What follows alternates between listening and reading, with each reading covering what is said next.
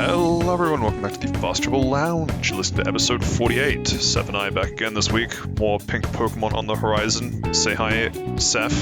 Hey everyone, Patrick, are you enjoying that nice big groove I left for you after last week's shenanigans? It's weird. There was like I got several letters. They were all death threats, but they were all addressed to you but sent to me. I don't really understand. Like what did you do? You had the chat for 1 week.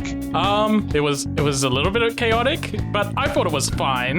Like chaotic neutral or chaotic like what's the chaotic here? What are we working with? I'm going to lean more towards chaotic evil. There were a lot of tangents that I didn't know how to rein in, but I thought they were also fun tangents, so I didn't want to rein them in. Love the idea that I leave the chair for 1 week and it's pure anarchy. Wait. You take the chair for 1 week. Elon Musk buys Twitter. To be fair, that happened before I took the chair. Wait. You took the chair for 1 week. Elon Musk bought Twitter, and Ludwig showed his balls on stream. Interesting. Okay, that second one might be on me. I'm sorry. So how was it? I need to hear you verbally confirm or deny you trying to come for my chair once more. So Patrick, I am sad to confirm that you are the superior host. You may keep the chair. Excellent. As you can hear, the lack of Steve and the lack of Josh, it is likely going to be a return to the good new. We'll figure out the correct word there. Content of the shiny pink Pokemon tier list, the thing that we've come to know and love. Which would be a surprise if you didn't say it like at the beginning of the episode before introducing me. True, but I feel like I had to find a way to just audibly remind myself that hi everyone wasn't going to fly this week because we're only 2 out of 4. What gen do we have this week, Seth? So considering the list looks pretty small, I think we're just going to try and plow through gens 5 through to 8. Oh. Because it seems like we've gone through 2/3 of the list already, and this is marginally smaller than the other 2 gens combined. Yeah, getting through all of the Mega Pokemon really put a dent in that, huh? Yeah, it really did. Cool. Well, I'm just snooping in on you streaming this. That way we're not trying to do this in 2 browsers. Could you zoom in a little for me? Zoom in a little bit? No problem. Is that better? That is much better. Let me try to do this just a tad better so that I get everything on screen. There we go. And so no one else sees me mess around with it too much. I'm just going to mark in that this is where the video starts. Perfect. Right. Well, we should probably review the highlights of the last couple episodes.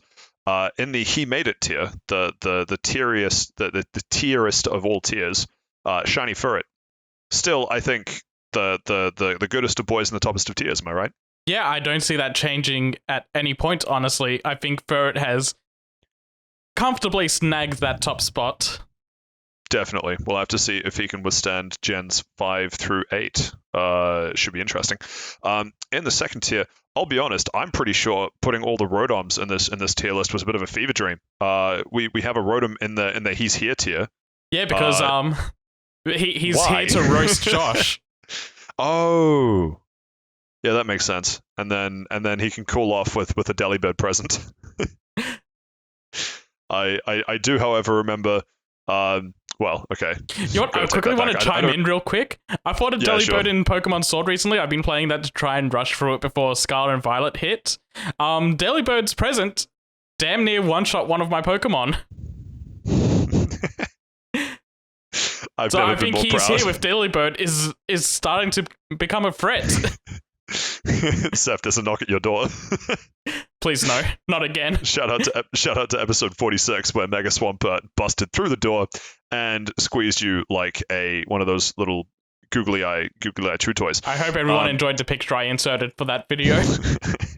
It was great. Actually, every episode that we've ever done is great, but special shout out to the ones that I haven't mentally repressed yet, which include 46. I guess briefly running through the other ones in the He's Here tier, Mega Mawile, Mega Swampert, and Spheal. Spheal just coming here to knock you over and mildly ruin your day.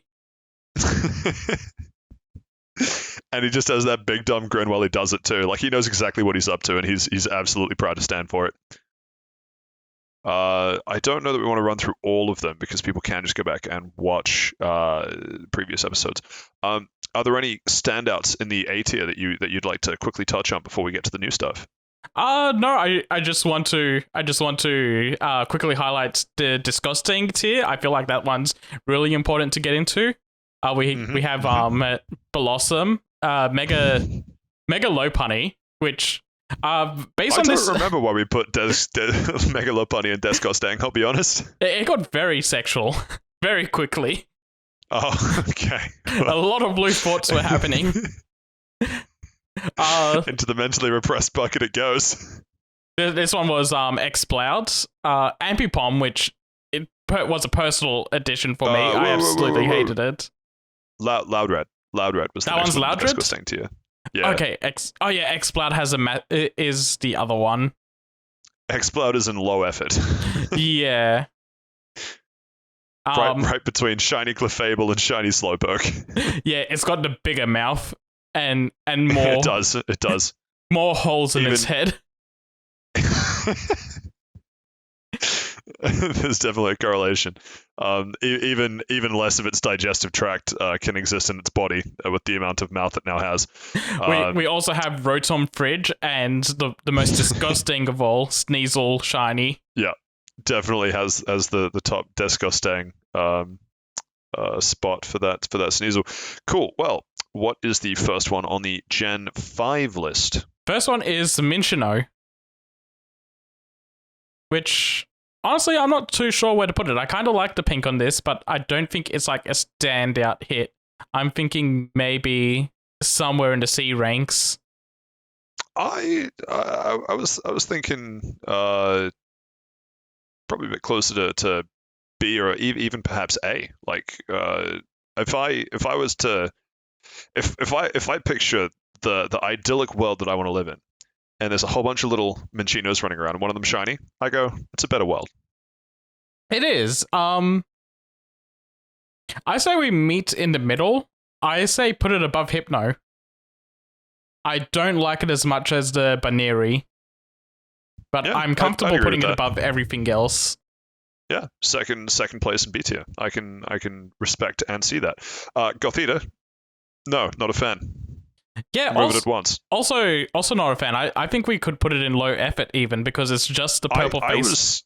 Purple face that changed. I was exactly about to say that, thinking that it is quite a low effort mon. Not quite Descostang and not quite not pink, but pretty either. I do think it's a little higher on the low effort, so maybe third place is where I'd put it.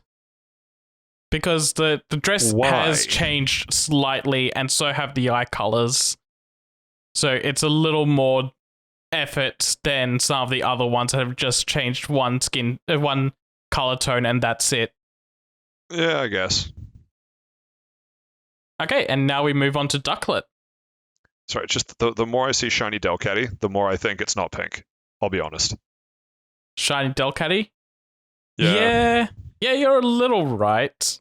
It's more cream, but I think the fur parts of it are pink enough to count. And similarly with shiny Mesprit. Shiny Mesprit? Same color scheme, really. Yeah, but Mesprit is more pink on the head than the Delcatty is. Yeah, I mean, it was pink to begin with. Anyway, next up we have Ducklet. Yeah, Ducklet. It's okay. This is another one. I love the idea. I love the idea that someone's like when you think of Wally and his Ralts in Gen 3, you think of I haven't played through Gen 5, but you think of like some character that just forms a specific bond with one Pokemon, and that one Pokemon is Ducklet, and it goes through the entire game just bonding with this one Pokemon, and it eventually, they grow old together, and then the Ducklet dies, and then on its grave is just, it's okay. That's just kind of how I'm feeling about this one. Tier, let's move on. Yeah. I mean, I kind of like the pink and purple going on with it. It's I say above the Quagsire. No. You want it He's lower? below Quagsire. Yeah. Below Quagsire? Okay, but above Garchomp? Yeah. Like when Quagsire dies, it's gonna say, "Here lies Quagsire, the quaggest of sires." It's slightly more than it's okay. Actually, you know what? I'm going to place it even below the Garchomp because I think the hot pink blades on Garchomp really edges it out. I mean, shiny Garchomp will never die, so It refuses. he's gonna go through like the weird ancient Egyptian afterlife thing where Osiris weighs like his heart and then all the sins on the other plate, and then Garchomp's just gonna kill Osiris and then respawn. Take his place. Now I am become death. Yeah. Right. Next up, we have strawberry flavored Vanillite. Actually, is it low effort if I lick a Vanillite and it no longer tastes like vanilla? Is that low effort or is that disgusting? I think it depends if the flavor comes from the ice cream itself or the cone. on like a conceptual level, where are we leaning? I like it. I think strawberry is better than vanilla. So see, I would be I'm pleased in the with same this. I'm pleased with it too, but it means that you do have to admit that you licked the Vanillite. It does look awfully tasty. And everyone will know. There's just a lick mark on the back of the Vanillite's head. There's just one piece of it missing. Oh god. Where are you leaning for this one? Above the Mega Aerodactyl. Above the Mega Aerodactyl, eh? Yeah, so third from bottom for B tier. I can see that. Well, I mean, I guess it depends. Do you consider strawberry a B tier flavor? Because to me, strawberry is an A tier flavor. Perhaps You're right. even S tier. S for strawberry? S for strawberry, yeah. I like that as an idea. I like that. Unlike the conceptual, am I okay with this as a Pokemon? No, absolutely hate it. Disgusting. Get it out of here. But like if I licked it and it tasted like strawberry compared to vanilla, would I be pleasantly surprised? Yes, S tier. Okay, let's put it above Zach Wigglytuff. So third from bottom of S. That's a 2-rank jump. I like the idea that if I lick the Wigglytuff, though, it's Zach flavored. You know, I'm not even going to finish that thought. Next up on the list, we have Dealing, right? Yeah, Dealing. I like this one quite a lot, actually. Yeah, see, I feel like just based on where we put like Minccino and the other kind of cutesy type ones, I think it might be a low effort similar. Though, because I think regular Dealing can become pink in general. So I think this ends up going into low effort because all that changes is the flower on his head becomes pink. Which is a shame because I do like this quite a lot. Is it lower or higher effort than Gothita? I think just lower because Gothita changes a few things.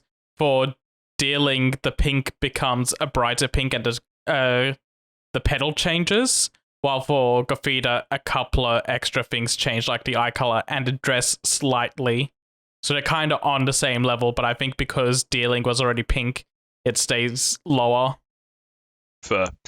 Next one we have No, I did not have a stroke. That is because the name of that Pokemon is stupid, and I will refuse to say it correctly throughout the rest of this episode. So, Seth, did you play Gen 3? I did not, but I know about Love Disc. Oh wait, no, I played Omega Ruby and Alpha Sapphire. Interestingly, I wasn't even going to go the Love Disc route, although that's a perfectly valid thing in its own right. I was going to say just conceptually. So the sprite is, to me, looks kind of like a grayscaled out version of regular to the point where it actually looks like it's been permanently disabled. Not in like the like physical or mental capacity, but in the move, the psychic type move that prevents you from using a move, because in Gen 3 it would just grey out the sprite. Yeah. And it just looks like that's what's happened here. But the thing is, I don't know if that makes it more impressive or less impressive in my eyes. I kind of want to throw it into the not pink because the regular version of insert the way you say the Pokemon's name here is already pink. What, Aloha? Aloha. And this is leaning more towards the purple side of things, so I kind of want to punish it and put it into not pink. Yeah, that's an entirely fair response. Are we actually tiering how not pink something is? I don't think so. I don't know that we are. I don't think so, but I think it's funny putting it between the Wailord and the Skitty so that it makes Wailord heart Skitty. Wow, the internet's going to have a field day with that one. All right. We already fed that last time. Great. The next one we have is Mian Shao. That's right, the evolution. Yeah, I like this one a lot as well. I think this one might actually be an S tier. Yeah, like even outside of it being a pink shiny sprite, I just really like the design of Mian Shao. Yeah, it's great. Also because it harkens back to the days when I would fight with my sleeves back in like primary school. That is something not even Batman could have gotten out of me. You're telling me you don't look at Mian Shao and go, aha, finally a worthy opponent. You're a fighting type. I'm a fighting type. I am too afraid. You have dynamic punch. I have dynamic punch. The fact that it has dynamic punch is what scares me from fighting it. I don't know if it has dynamic punch, actually. I'm just making that up. But Lord knows me back in primary school, I definitely had dynamic punch. So for placement, as well as Slack Off and Destiny Bond. I'm looking at our S tier, and I'm thinking this might actually be top of S tier for me. You know what? I think I agree with you. But the question is, I agree with you, you agree with you, but does Mega Swampert agree that Swampert is no longer the top of S tier? Because if he's coming knocking, I'm going to let you answer that door. I think Mega Swampert is fine because Mega Swampert just cares about itself. And the Sphere is going to just throw into us. Do you think Mega Swampert would fight with sleeves back in primary school? No, I feel like it was that one kid that was extremely tall and built for that grade that you think you had a feeling they were held back for 3 years, but they weren't. They were just built different. Like oh shit. Yeah, there was a guy at my high school who he back in high school was like 6'2", 6'3", I want to say. Jesus. And he's a professional rugby player now, or at least he was the last time I checked. But it must have just been terrifying to be like, yeah, I want to represent my school in rugby, and then just seeing what is, at least back in high school, conceptually like being in the Attack on Titan universe. Yeah, no, it always picks first for PE. Yep, he's the one. Anyway, moving along, we have Shiny Virizion. Actually, shit, this is the last. No, this is second last Gen 5. Meloetta is still Gen 5 as well. Yeah, of course, Meloetta pirouette form. Yeah, Shiny Virizion. I don't know about you, but I always complain about my Shiny Verizon coverage. Much more of a Shiny AT&T person myself, so where are you leaning towards with this one? Yeah, Verizon doesn't even cover over here, so I feel like there's very low effort on their parts. Isn't it just like a little bit blatantly racist that they don't cover Australia though? I don't know, because most of our population is white, I think. Interesting. I'm not going to pursue that line of thought any further. Where in low effort are we putting it, Saif? I think below Deerling, because it's still on that tier of at least it's changed more than one color tone. I think the problem for me is that it's part of the three dogs, right? Shiny Verizon, with the home family plan, with the two other. It is still the legendary dogs, right? There's two sets of legendary dogs. Yeah. Cobalion and Terrakion were these ones. The other ones are, I think, we're supposed to be legendary cats: Raikou, Suicune, and Entei. I've always, for some reason, I think it's mostly the look of Entei. I've always thought of them as dogs, but you're right about Suicune and Raikou. Yeah, I think Entei is supposed to be more lionish. Anyway, the legendary dogs. Now, I'm not a guy who typically judges things purely based on how they look. However, when you have typing of rock fighting, and you look at Terrakion, and you're like, oh, you are brown and orange in color palette, similar to a lot of other rock types. That makes sense. And then Cobalion, blue and gray, like it's steel fighting typing. You then have Verizon 5G, which is green normally and grass fighting. Makes total sense. And then for it now to be pink, I just think it has to be psychic fighting, and that just simply will not do. So low effort for me. That was a very long tangent, but I agree. I don't know how else to put that. The next one. So this is interesting. This is not just any Meloetta. This is Meloetta in its pirouette form.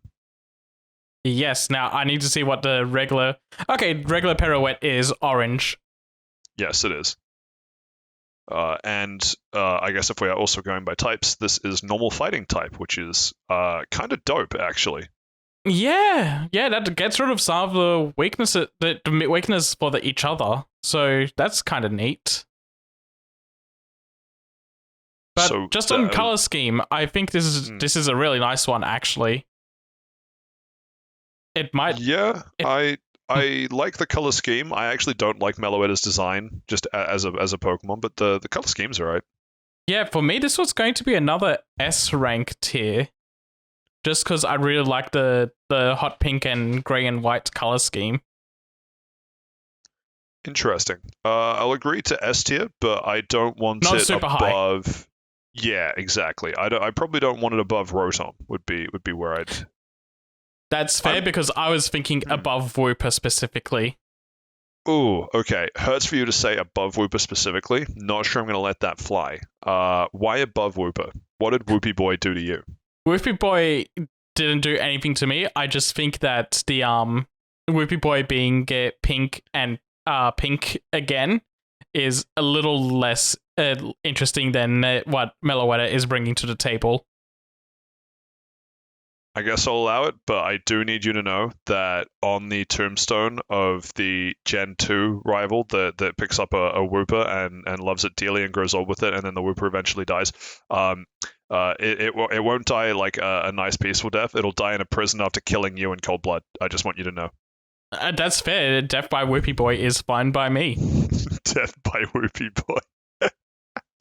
They can even say that on my tombstone. Got killed by the whoopiest boy.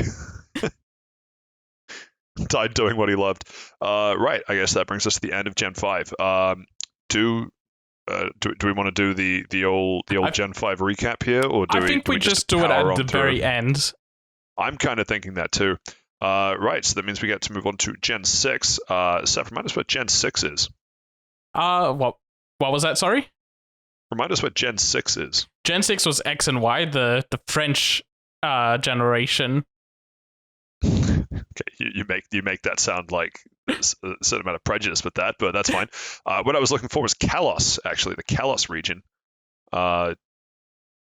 Which, Pokemon X and Y, first of the 3DS titles, I think. Yes. Certainly the first with It was also the first 3D one. Yeah, much more freeing movement was what I was going to say. And also, I still miss the that's rollerblades. right, the modeling. The rollerblades were in X and Y, and I missed those.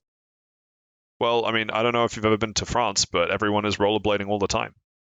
Do they also have those sick grind rails? Yeah. God, maybe I should go to France. And just wait until you hear about how there's like this one dude who's like 1,000 years old in France, but he's not the king of France. He's just like a descendant of him, and then he like has this weird attraction with a flower, and also I thought it was 3,000 years old, not 1,000. Well, I mean, who's counting, right? He was. Anyway, specifically he was. Can't wait to get to Gen 8 where Rose talks about how he was also counting the days, specifically to this hour. He did in fact not want to wait 3,000 years.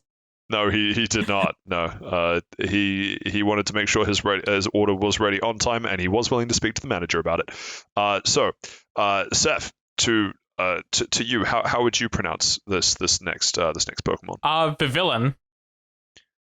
Okay, so clearly you've never spoken French in your life, and that hurts. But that's okay. You know what? We're all friends. We're all here to learn. Uh, I hope you're ready to like push those glasses up your nose and really get that nasal that sort of nasally voice going, because it'd be Vivian, if you will. I see. Yeah, I never thought about that before. Also, fun facts: Pokemon number 666. Well, the French are the devil, so I think for that alone, Vivivon goes to he's here. Really. He is here to put the fear of the devil into us. The idea that there is a knock at your door and it's a butterfly and you're like, it's just the French, and then it's also Satan. It starts a satanic cult at your doorstep. A cult of the lamb, perhaps. Shout out to a previous episode of FTL. I'll go back and listen. Yeah, okay, I can see him being he's here. Again, I fear for my life that if we put him above Mega Swampert, so the only thing that's allowed to be above Mega Swampert is his field right here, because the Swampert uses it as a basketball, so he's allowing it. That's right. True. I'm going to say that it's less scary than the things that will do physical harm to us, and isn't as happy as seeing Delibird show up. Yeah, that seems like a relatively good spot. Next one, Esper. Now, I don't know if you know much about Esper, but at any moment it could sort of Professor X from the movie Logan, everything, and just kind of have an aneurysm of cataclysmic proportions. So I think we should be very careful with where we place this one. I love Esper, and I love Pink Esper right here. I am not going to settle for anything less than S tier on it. Like, even if it was a low effort candidate, I would have not allowed you to put it into low effort and would have moved it up to S no matter what. It's true, you are the editor. You could cut anything together. That I could be saying anything that you want me to right now. I can't wait to hear the cut where you make me say something regrettable. So I see Esper, and I see what they did to his color palette, and I see Wooper, and I see what they did to the color palette, and I can't help but feel like they are pretty similar. They do be pretty similar. Now, are you going to do to Whoopie Boy what I did to Whoopie Boy? What, are you going to put the second knife in its back? No, never. Then I guess Esper goes underneath Wooper.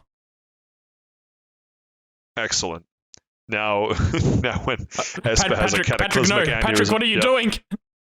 Oh, no. Wooper, no! Patrick, why did you do that? Can't wait for that to come back and bite me. Well, if I die, I die. I tried, Wooper, I'm so sorry. Next one we have, actually, that is the right order. Deontay. Yes, Deontay. Let me see what regular Deontay's color palette is. Really similar, but kind of inverted. No, it's basically the same, but the dress has become a really bright hot pink. And usually the dress is white. And the stone is a lot darker as well, I'm pretty sure. Yeah, the stone's also become a lot darker. Because I quite like Deontay. Yeah, it's a nice... It's pretty nice. Deontay with the ambiance. I don't think it's an S tier, though. Interesting. You really want to tell the legendary Rock that it's not S tier? Yeah, I'll say it to its face. Deontay, you're not S tier. I'm feeling high A. High A? Yeah. I can see high A. Not above Mudkip though. Yeah, I'd say right between Mudkip and Vaporeon. Yes, the rock type sandwiched between two water types. This can only go well. I feel like Mega Deontay goes into S, so I think the headdress and the whites does a lot to improve on what Deontay already does for the pink shiny. True. So yeah, right. So if we put regular Dioncy into fourth place in A tier, where are you feeling Mega Dioncy? I think also fourth place. Like, it's just straight up one whole rank jump. Yeah, I think better than that works out. Yeah, I think better than got Honchcrow? Yeah, head Honchcrow. Yeah, better than Honchcrow, but not as good as Mega Sharpedo. Not as good as Chainsaw Man, but shark form. It is Chainsaw Man, right? Anime watchers will have to wait because I cannot spoil anything about that. It is Chainsaw Man that I'm thinking of, though, right? Yes, it is. Yeah, cool. I can't believe that finally we have this weird canonical link between the worlds of Chainsaw Man, Shark Boy, and Lava Girl, and Pokemon. You never do this to me again. You never make me think of that connection again. In fact, we're just going to move straight on to Gen 7 and put Gumshoes into blatantly racist. We found it. We found something that can sit next to Jinx. And it's a fucking Gumshoes of all things as well. Like, do you think Gumshoes parents like get disappointed when a Gumshoes doesn't turn out to meet expectations? I think half a nation gets disappointed in Gumshoes. The question is, if Gumshoes was going to build a wall, but they're already on Hawaii, where does Gumshoes build the wall? Between every island. The Mantine surfing is banned. It's just replaced with giant like tidal barriers. You have to climb it to get to the next location and finish your island trials. It's just Conkeldurr, but like not like the Pokemon, just like specifically their arms and the bar of iron that they're holding. Wait, no, Timber. Do you think Timber and Conkeldurr? Golder? Shoot, what's the middle one? Is the middle one Golder? I feel like the middle one's Golder. Yeah. Yeah. And that's the one that's carrying the iron bar, Do you think they right? ever stop and go on strike? Do you think the world of Pokemon has strikes and unions? I feel like the world of Pokemon not only has strikes and unions, but has an EA that tries to bust up... No, Activision Blizzard that tries to bust up the union. Because, I mean, Blizzard exists. So, all I'm saying, halfway there. We also have Team Plasma that's fighting... They're basically Peter. They're even as evil as Peter. Actually, no, nothing's as evil as Peter. But then again, you have to look at the other side where, actually, I'm thinking specifically Gen 8 now, so we jumped forwards one. But the Team Skull, it is Team Skull, right? That is Gen 7, so we're still in the right region for that. Hang on, something's not right here. Team Yell is Gen 8. Ah, Team Yell. Okay, cool. That's what I was thinking of. Team Yell, who, despite all of their yelling, actually makes no noise. Yeah, and if you beat them, they're like, okay, we'll shut up. Actually just playing noise control. Yeah. Right, so where do we get to with this? Right, so Gumshoes is blatantly racist. Cool. Yes. But I think it's still not as blatantly racist as Jinx. I think Jinx still holds the crown of that. It's holding onto it tightly. Cool. And next up in Gen 7. Yeah, yes. we're in 7. Sorry, we're in Oricorio now. Had a complete mind blank. But before Oricorio, everyone remembers that famous Gen 7 Pokemon. Why not? Where should we put Why not, Seth? We're not doing this again. There's so many gens out, and we forgot to do it. We forgot to do it for Gen 6. I think we accidentally buried the joke. Oh well, can't wait for Steve to get back on here, and he'll find it later. We can't ignore it for one gen and then come back to it. That feels disingenuous. The shit content that he is. Yeah, fair enough. I mean, we did miss it for 2 gens because we've also skipped past Gen 5 and 6, but anyway, that's fine. I guess we'll just move on to boring old Oricorio. I say boring, it comes in 3 forms, and this is the shiny form of... It's a shiny form of the one that's already pink. It is. It's Boo! just... It's just inverted the colors of what's like a lighter pink is now a hotter pink, and what's usually the regular pink is now a white, which is a nice color scheme, but also low effort. Low effort as hell. Yeah. Not feeling particularly efforty on this one. I think below Verizon Mobile. below T-Mobile's a strange cousin. Yeah, understandable. I think inverting the colors is more interesting than changing one color tone. than trying to form a super corporation after a mega merge in the States. Yeah, I see where you're coming from. Right, so 6th place in low effort. Cool. Hope it enjoys its new home. Next one. Cutie Beautyfly? Cutie-fly.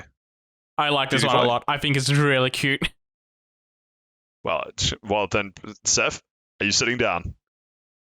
Yes, I'm sitting down.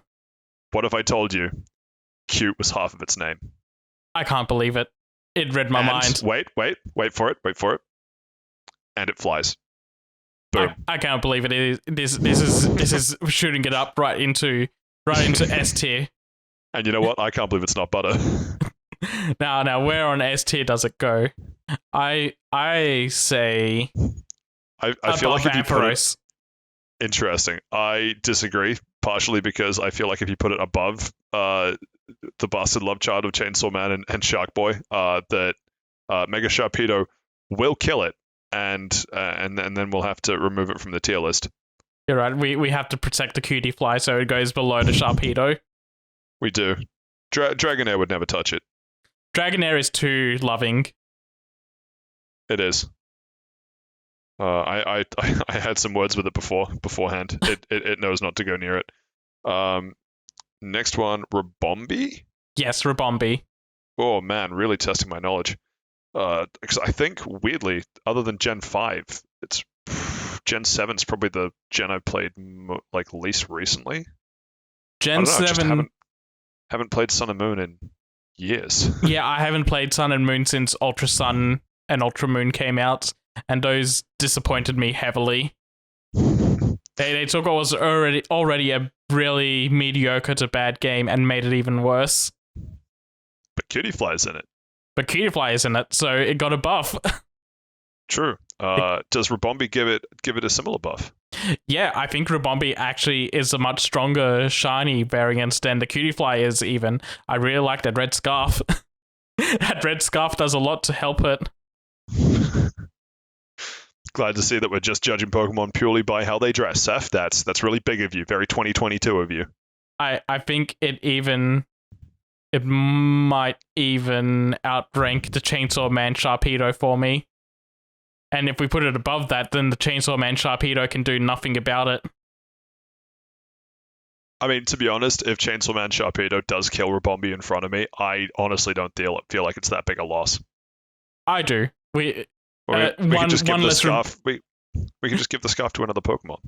One less Rabombi in this world is less happiness in the world. Okay, I'm all about saving the Combees, but I don't know about Rabombis. They might be going too far. They're fairy types, so they will take out. Mad, that's all I'll say. They're fairy types, so they will take out the dragon menace that's been plaguing the competitive scene. Actually, yeah, they're bug fairy, aren't they? Yep. On typing, both versions of them are bug fairy. Yeah, that's really cool. Next one. Love it or hate it, Marini. I really like Marini. It's one of the cuter Pokemon designs for Gen 7 to me. Definitely. Now, I'm not sure where to put it.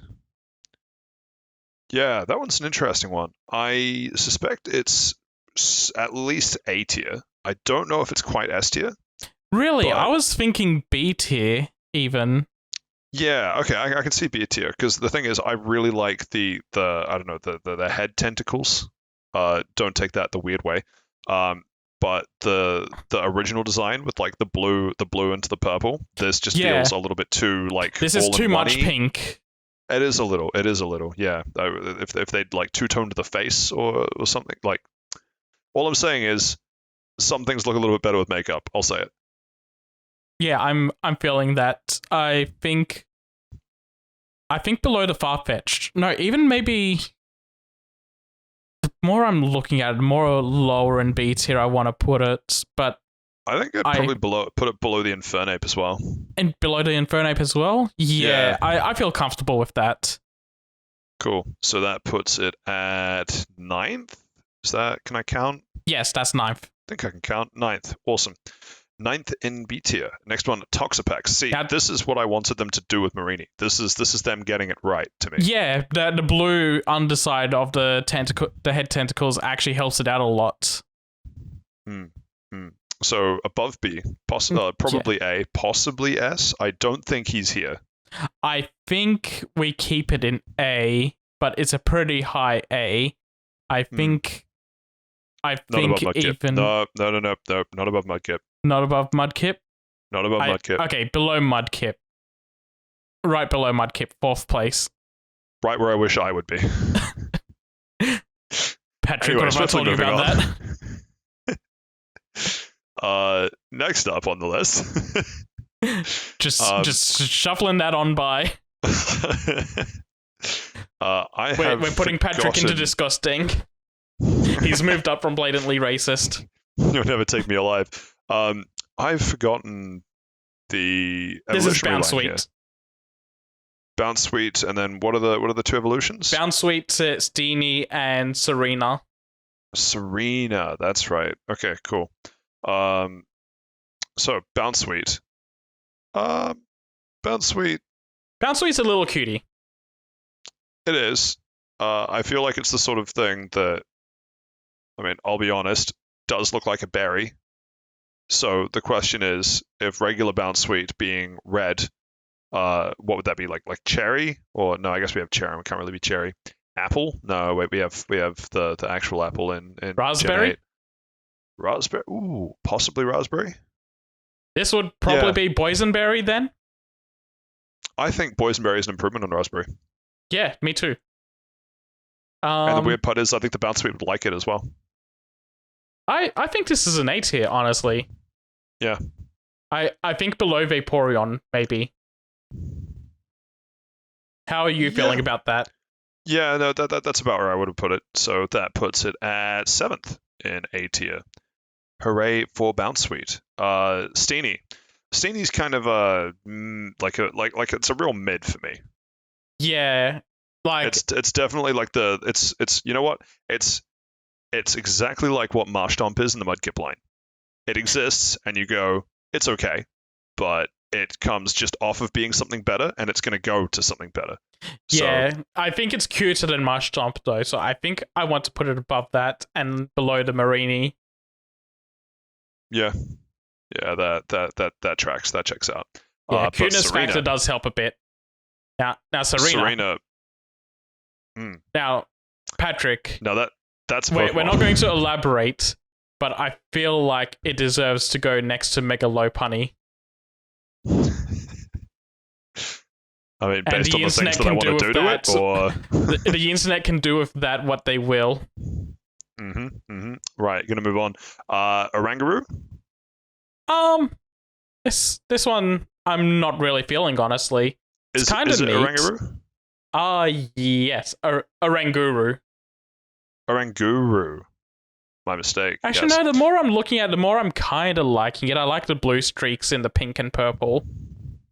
It's not very high, but maybe. The problem is, I feel like it's too close to its original.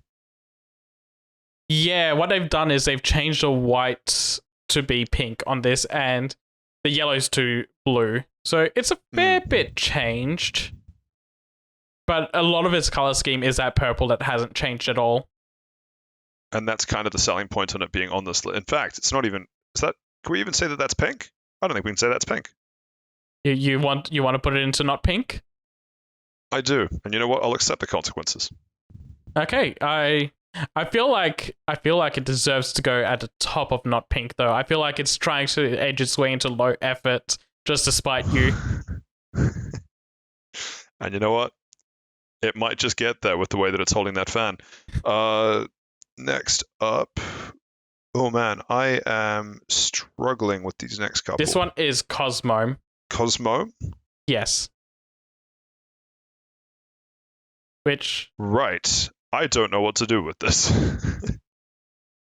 this one, I like this one actually quite a lot. It's changed the regular yellow into more of a pale yellow, and it's changed the blue into the pink. And I think this is like a very overall nice color scheme together that I think it should at least go into A. Like this is just I'm happy to accept the reasoning. Where an A? Where an A. I feel like I want to put it above the Mareep. I think it's a very pleasant color scheme to look at. But is it as good as having your washing done? No, nothing's as good as having the washing done. Okay, understandable. That would mean that next up, I'm just spitballing based on Pokedex number, but that would be Solgaleo, right? Necrozma Solgaleo. Then what's the next form? The next one is Necrozma Lunala.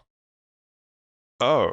This is like the thing they did with Kyurem in Gen 5, where yeah. No, this was the the Ultra. Yeah, this was the Ultra games that I didn't play. Yeah. Which would explain why I don't recognize the sprites. Cool. Okay, glad I'm not going insane just yet. So, Necrozma Solgaleo. Necrozma, sick design. Solgaleo, sick design. Necrozma Solgaleo together trying to make it into a pink shiny tier list Pokemon? I don't know. I kind of like it. I like the blue and the pink together. I think they work very well together. I feel like you're trying to get that pink, what you're calling that pink through on a technicality. I am. Yes, it's a very very like light, close to white pink, but it's kind of like fairy floss. And I do like fairy floss. All right, rack it up. Where are we going? B tier, right? Surely not above B tier. I want to put it a little higher. I think near the bottom of A. I think specifically below Kyogre, like right there. You mean Free Woolziak? Yes, Free. Okay. Free Willy. Yeah. No, Free Woolziak. Yes. Oh, sorry. Are you thinking of Free Willy, the movie that they made based on that episode of South Park? Yes. Okay. Yeah. See, I'm referencing the source material, the original. I'm sorry, I am not as learned as you are. It's okay. It's okay. We all have to live and learn. Necrozma Lunala. I like this one better, actually, but I'm willing to put them together. Yeah, I'll accept together. I think it might just be my infamiliarity with them, but I just prefer the originals. Like the originals are much nicer, forms. yes, than the joint forms. But I do like these joint forms a fair bit. Cool. Now I feel like a complete idiot, and I just have no idea what the next one on this list is. Toxel. I know this very, very well because I just spent some time going. Yeah, this next one is Toxel because I just went and spent some time trying to catch a wild Toxel because the one they give you isn't a luxury ball, and I was like, no, I catch everything in Pokeballs. I will go get my own Toxel now. Interesting. I don't think I've ever seen it. Like, not purple. Well, that, but also like just being on all like, cause normally it's sitting up on the model, isn't it? Yeah. When it's out, or like looking at the camera. Yeah, it's usually like sitting up, but the renders for it are all and the artwork are all it's crawling like a baby. Someone should quickly slip that to the developers for Scarlet and Violet before it ships. Just as some inspiration. Right, Toxel. Yes, of course. Poison electric typing. Fantastic fucking typing. Holy shit. Yeah, I accidentally put my Toxtricity at level 32. It's trailing a little ahead of everything else. So it's just in the box until every other Pokemon I have catches up to it, and it's going straight on team all the way until the championship. Yeah, that's exactly what mine did. Oh, yeah, that's such a cool combo. Right, so Toxel, I love the design of. I don't know that the shiny sprite is an improvement, I'll be honest. It's not an improvement to me. It's okay It's not an at improvement best. to me either. I Yeah. I C think tier? yeah, I'd even say at the top of C tier. Like it wants to break into being the middle, but it's not getting there for me. Hmm. Hmm. Now the Which, Toxtricities I like a lot.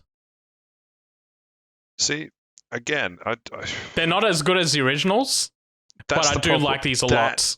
That right there is the problem. They aren't as good as the originals. I feel like when you see either of these, you're like, oh, your Toxtricity is diseased. Does it have the Pokerus? For me, it's like seeing them is a decent surprise. It's not like nice and joyful, but I don't hate seeing this pop up as a shiny. You might be right. I'm sitting between A and B currently myself. I want to put them in A. I am going to say, to be kind, I will put them below Kyogre again, but above the Necrozmas. Yeah, I'll allow that. That works for me. And for me personally, I think the yellow high amp is just a slightly bit better than the low amp form. Yep, I agree with that reasoning. So that puts them at, what's that, 5, 10, 11, 12, 13, and 14, I think, in A tier. Yep. So not as good as Free Will Ziak, but a lot better than the Necrozma morphs, which that tracks. That makes sense. Man, we are. Shoot. Hatterene is one of them. This one's Hatena. Hatena. Hatterene's the final one? Yeah, Hatena, Hattrem, and Hatterene. Yeah, okay, cool. So I remember bits of these. Man. These are also currently on my team and going to stay until the championship because Psychic Fairy is also a very good typing combo. It is. Plus the fact that Hatterene, the moment you experience negative emotion, will kill you in the most horrific ways possible, is very funny to me. So anyway, Hatena. I like it. I also like it.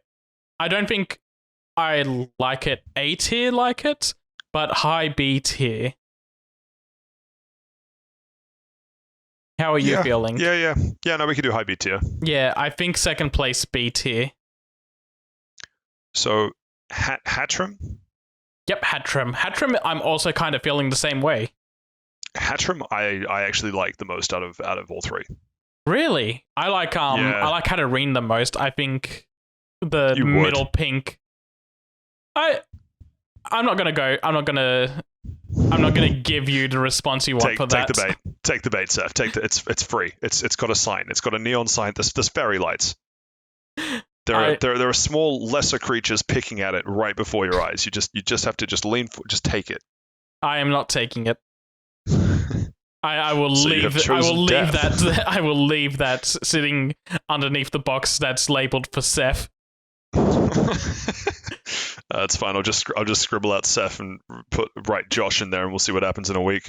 But yeah, I don't know in terms of like the evolution of the design. I'm coming at this from when you think of most stage 2 out of 3 evolutions. Most stage 2s have the problem of Charmander based, Charizard based, Charmeleon actually goes Kinda pretty weird hard. I picked a bad evolution. example.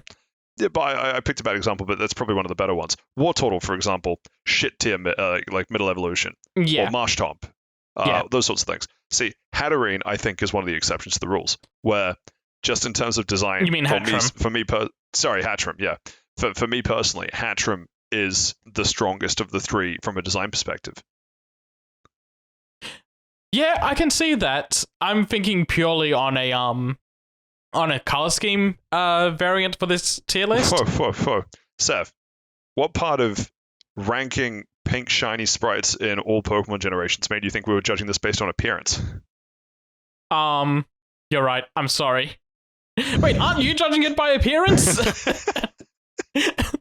You're saying Hattrem is the best looking one? Yeah, because of its fashion sense. It's got such a sick hat. It's in the name. I don't think the hat for Hatrim is as good as the witch's hat for Hatterene. But That's the I don't thing, know though. something. I feel like Hatrim has the goofy oversized hat and it grows into it, but the problem is Hatterene, it just wears it. Hatterene, it could take the hat off if it wants. It just doesn't want to. Is that a big hat? Hatrim, It I don't know. It feels like oversized hair, and there's a little bit of a hat on top of that. on Hatterene or Hatrim? On Hatrim.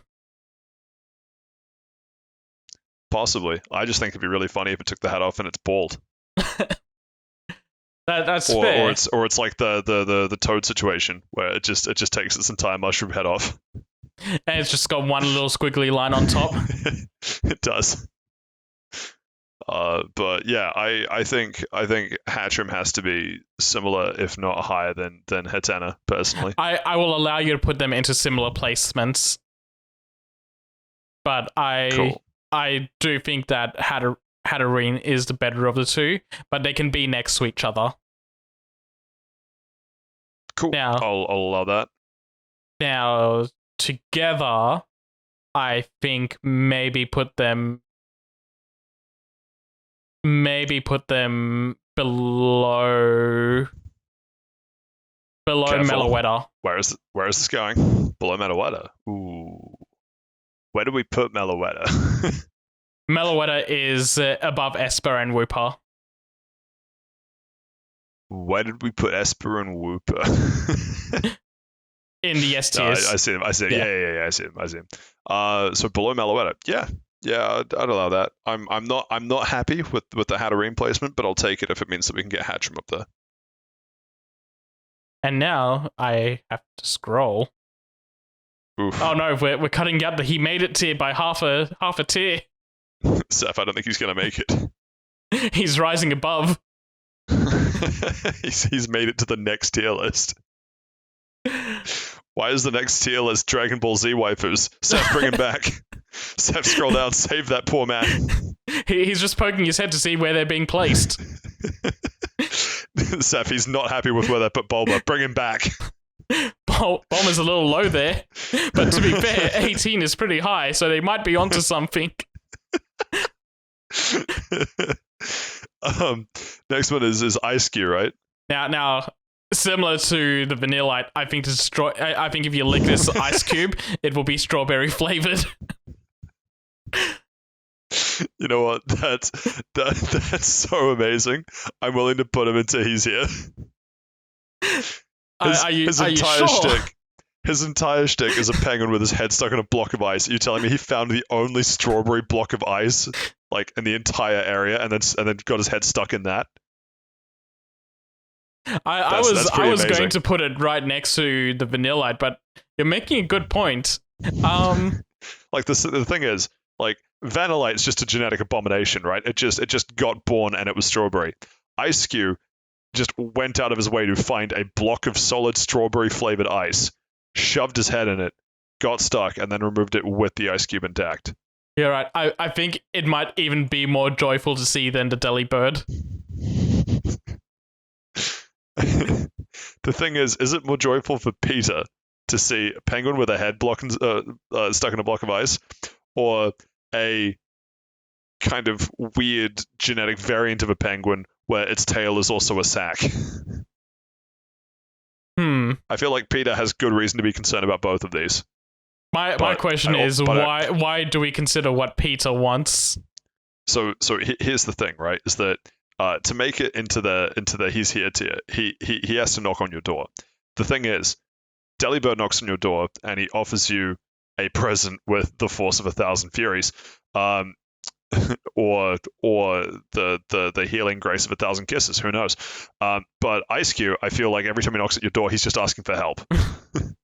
He just requires your assistance, and you don't have the option to say no. Yeah, you're right. I do think the presents are a little nicer than that.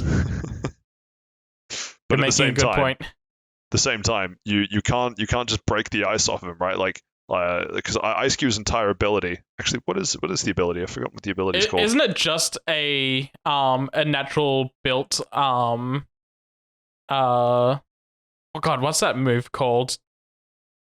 Focus. What? Endure. Kind of. No, not endure. The one that Protect. the one that like puts out a doll in your place. Substitute. Oh, substitute. Yeah, exactly. It's just a natural inbuilt substitute. It is. Ice Cube. What is the ability called? Ice Face. Called. Oh god, yeah, Ice Face. You know what? There's something I need to. There's actually something very important. Okay. It's not being put into not pink because I had to double check that the face underneath the ice is also pink. It is. That's amazing. Could you imagine breaking the pink ice and then underneath it, it's not a pink head? It's just been lying to us this entire time. That boy's gonna get kicked down to disgusting so fast if he does that. Okay, so Ice Face. This Pokemon's Ice Head can take a physical attack as a substitute, but the attack also changes the Pokemon's appearance. The ice will be restored when it hails. So, pretty sick ability. But the whole thing, if you care about penguins like I do, you don't want to physically attack Ice Cube to break it out of its ice cube. Instead, you just want to gently lick it. I feel like that's a physical attack. Wait, hold on. Is lick physical? Yeah. Is lick physical?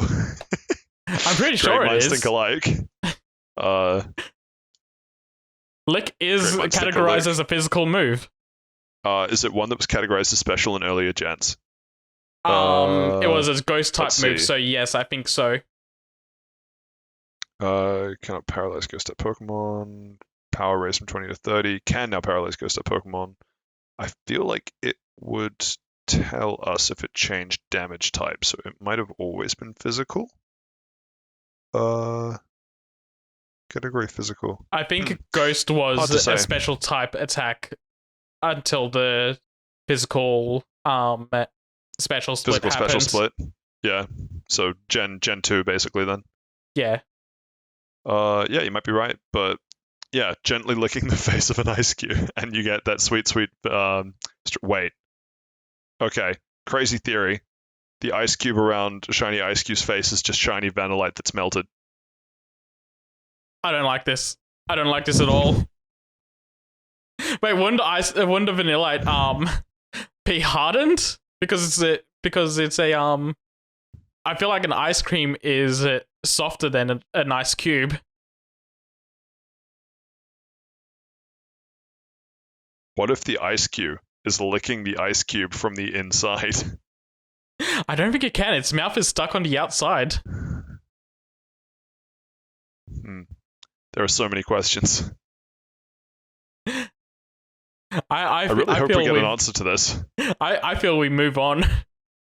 I feel like there needs to be a side question. Yeah, go. I feel like this ice cube is doing too much mental damage to us that we need to move on. But that would be special moves. We just talked about how it's physical. So Zamazenta. Interesting way to move on, but you know what? I'll allow it. Honestly, maybe it's just from every time I've played Showdown, but fuck off. Really? I don't care. Yeah. On a purely appearance-based visual and not having played Pokemon Showdown, I like this one quite a lot.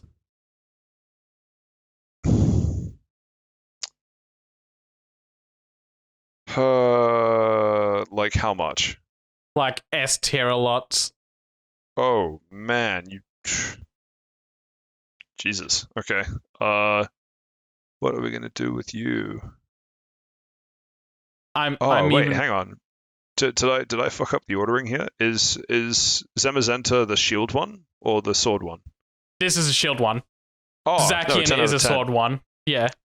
That's right. Zacian or Zacian or whatever it is. Yeah, okay. That's the one that always crops up and shut it. Yeah, no, Zamazenta, yeah, S tier away. Yeah, no, we're good. S tier away. I feel like it even tops S tier. That yellow, hot pink, light pink and white does is a very good combination. See, based on I think it's based on the lore of actually, where are you up to in Sword and Shield? I am at Hammerlock for the first time, so I've only gotten 3 badges so far. Okay.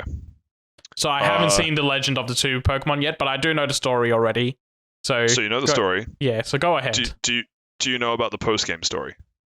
About getting the 2 Pokemon? Sort of. I know about Shieldbird and Soulbird or whatever their names are. Yeah. Okay, cool.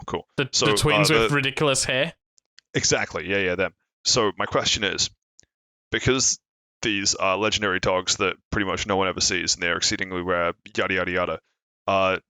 Do you think you could convince one of the, well, I guess the one that has their hair in the Shield variant to dye their hair pink? You know what I mean? Like you rock up and you're like, hey man, swear to God, it was a pink legendary. You should dye your hair to like really just immerse yourself in the lore. I think I'll make it worse. I'll just make him do pink streaks through it. And frosted tips. Yeah, and frosted tips. Yes. You know what? Yes, dye pink, but frosted tips. Yeah, that automatically makes him top of S tier for me. That's what God, we I do hated to those him. twins so badly. All I know about those twins is that everyone hates them. They're so. I don't know if everyone hates them more than Hop though. I feel like Hop is just like Hop. I felt like was dangerously stupid. The twins I just thought were stupid. I think dangerously stupid is worse than just stupid. It is, but at least it's like at least Hop's got something going for him, right? Is he dangerous to others or himself? That's the thing. I feel like every day Hop just wakes up, plays Russian roulette a couple times, and then just like treats the rest of the day like it's normal. Like he's gotten the adrenaline kick out of the way. Now has he spent hours on end learning how to hold a gun properly like he does for throwing a Pokeball? Does he pretty sure he gets his uncle to show him how to use a gun. The blatantly racist uncle? Gumshoes, is that you? Okay, so quick reclassification. Gumshoes, but it's holding a gun. I feel like it does that already since it's supposed to be a detective-looking Pokemon. But if a Gumshoe is holding a gun, does it make it more or less blatantly racist? Does it gun down minorities? I don't think that's a question. I think it does it on a regular. And it's got that same bastard like smirk on its face the whole time. I feel we're heading into dangerous territory again. Quickly move on to Eternatus. One step before that though. Do you ever think what's the thing that evolves into Gumshoes? Gum. Shoot. God. I know that we went through this 2 weeks ago. Give me 1 second. I know what it looks like. Yungoos. Yungoos. Do you ever think a bunch of Yungoos get together and go, hey, can we just suicide pact if any of us evolve? I think a bunch of Yungoos together are very proud together. Young geese. Young geese even, yes. But a group of them together are very proud. young geese get together and they do the Lavender Town 80% speedrun. So Eternatus. Yes, Eternatus. I actually don't like this one all that much.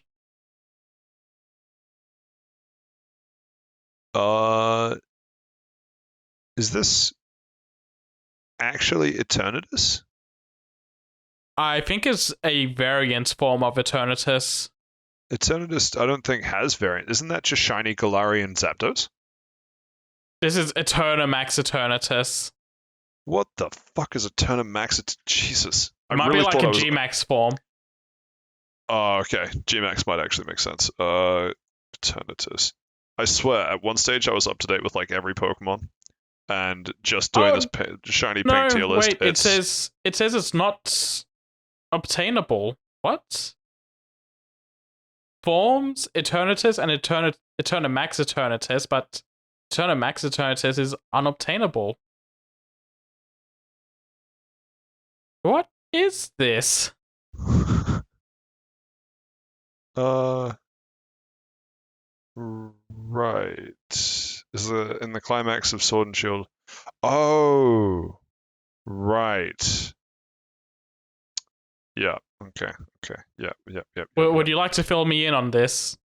No, it's gameplay of Sword and Shield. You'll get to it eventually. Okay. Don't So worry it's about it. just kind of a boss fight thing. Exactly. Yeah, it is.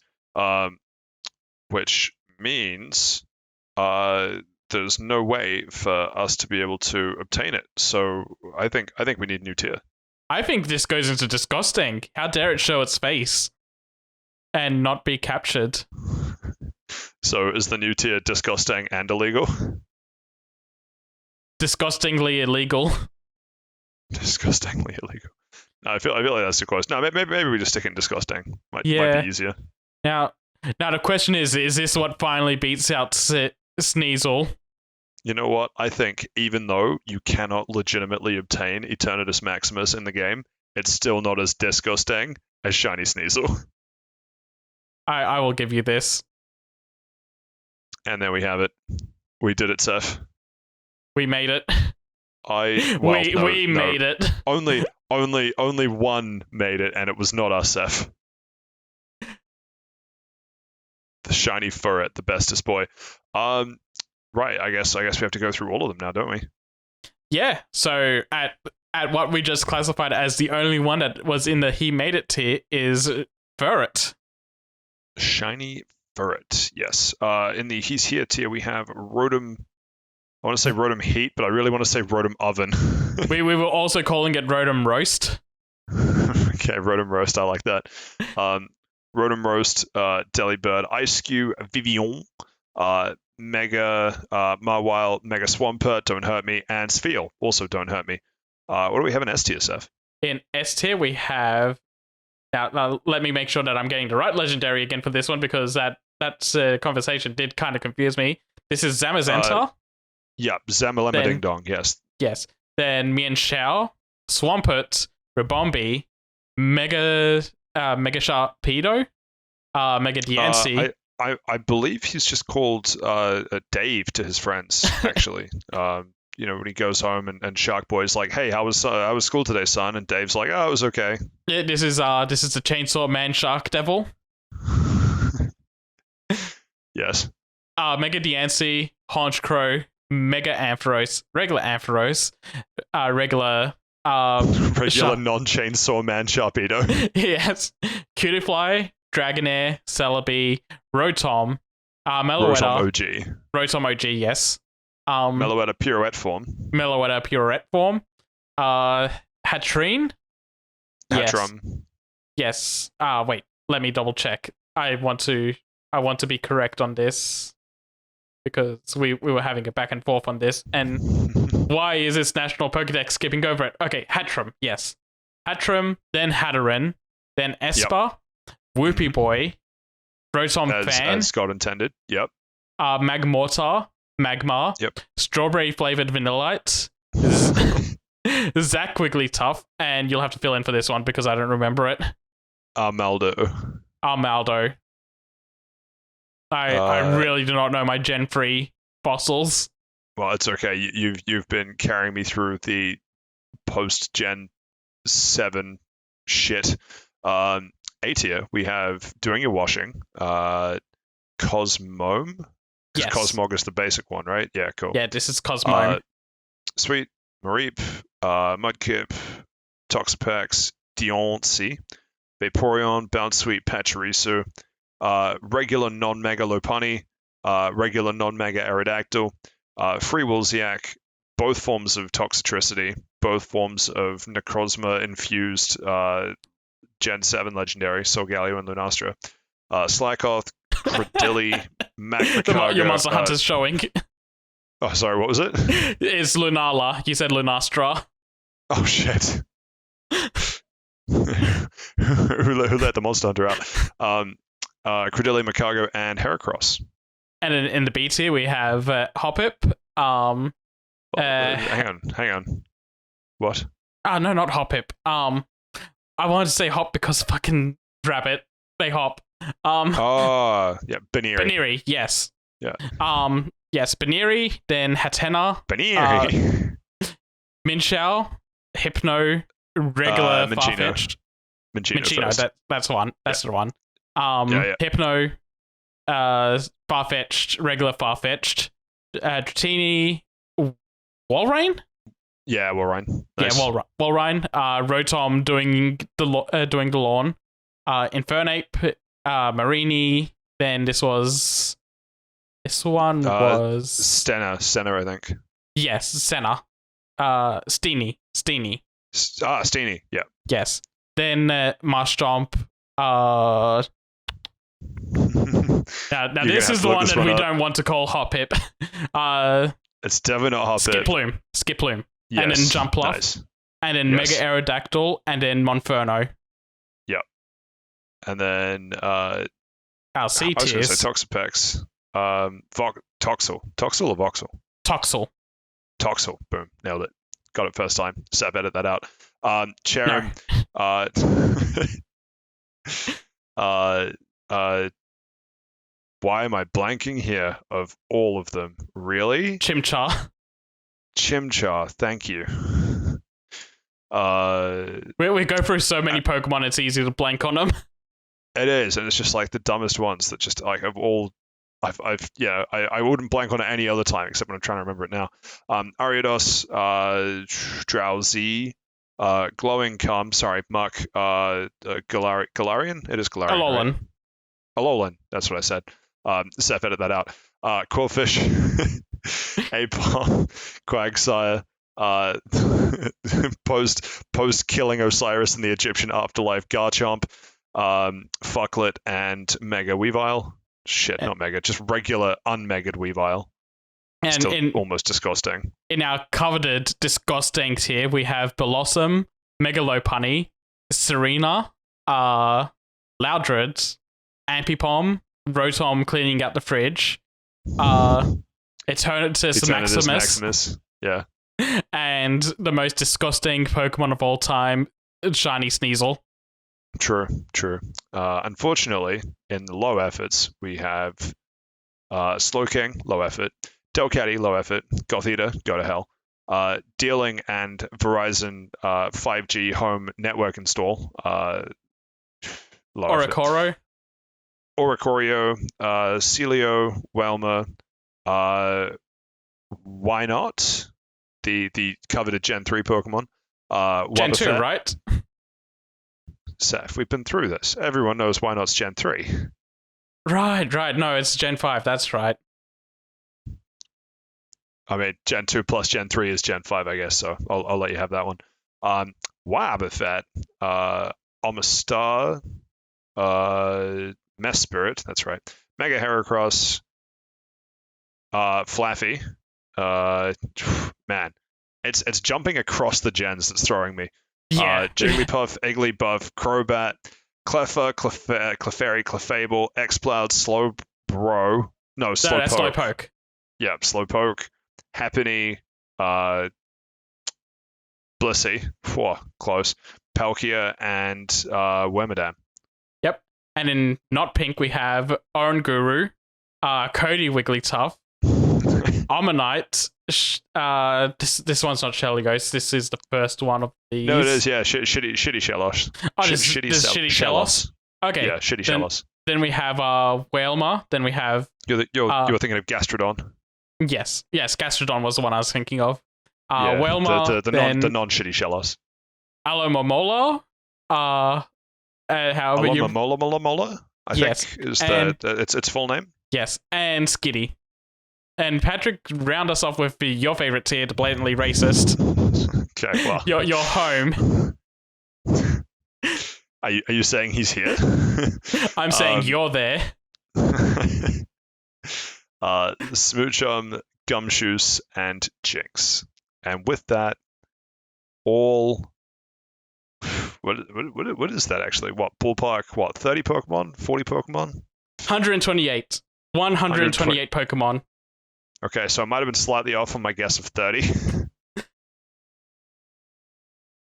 That's actually crazy. That means over an eighth of the Pokemon have a pink sprite for the shiny.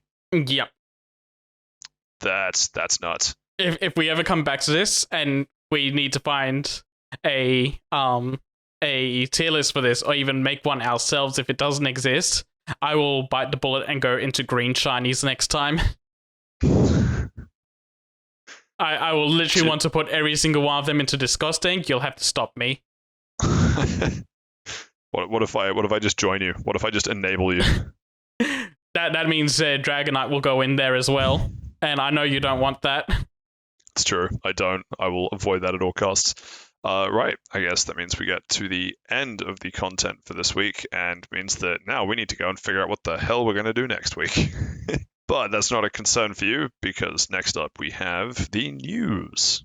Starting us off is some Gungrave Gore news. Walk us through this one, Saif. So Patrick, do you remember the good old days when you play a game and you, on completion of, let's say, certain difficulties, you unlock a fun new thing to play through the game a different way, and it's a little reward for sticking with the game and keeps the playtime up some more.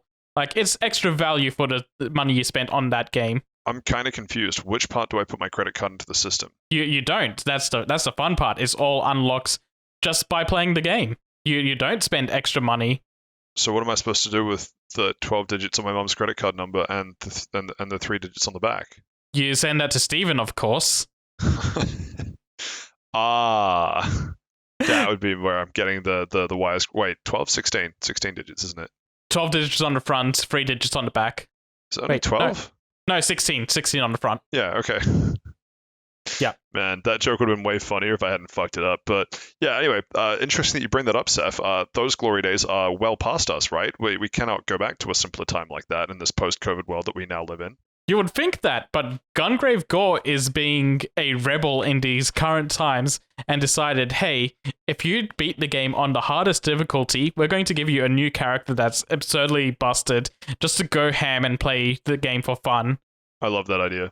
I know that was something done, well, as you just described, it's been something done quite a lot of times, but there are quite a few games that I played when I was a much younger, still just as handsome boy as I am now, that would love those sorts of mechanics in games like, this is going to be a really weird reference, but it was just because I was trying to think of it and finally thought of it. Full Metal, not Full Metal, Full Auto 2? Oh my god, I have to look this up now. It's actually hurting me. Full Auto 2 PS3, perhaps? Is this the right game? Yes. Full Auto 2 Battle Lines. Oh my god, this is exactly the game I was thinking of. Where it was one of those, if you beat the boss, you get the car type thing. And the cars just got more and more busted as it went. Apparently, only one left in stock for PS3. How much would it cost me? Do you have a working PS3? Buy used, $15, $16. I'm just curious as to what it's going for, because I bought it when it was heavily discounted all those years ago. But yeah, so I'm very familiar with those sorts of strats. So awesome to hear that idea is still alive and well. Yeah, even if it's just one game this year that's doing it. This looks pretty fun to do, and Gungrave Gore also comes out on the 22nd of this month, so it's very close. So if you're at all interested in the game or any of the pre-release stuff that we've talked about before, definitely give it a look. This is just bonus content on top of what already looks like a fun game. In terms of things to look forward to, Seth, are you looking forward to EA making a Marvel game? The only people I'm looking forward to making Marvel games at this point is Insomniac. Everyone else that has attempted to make a Marvel game recently has absolutely botched it, but Insomniac got it so right with Spider-Man. Sure. Okay, fair enough. I see where you're coming from. So let's say the first game's a dud. Don't worry, EA is also making a second Marvel game. Are you excited? Maybe if they take the lessons learned properly, but it seems a little early to go straight into 2. Interesting. Okay, so what if the first 2 were just trials and they were really actually using those as like test runs for a third game that they're making? Are you excited now?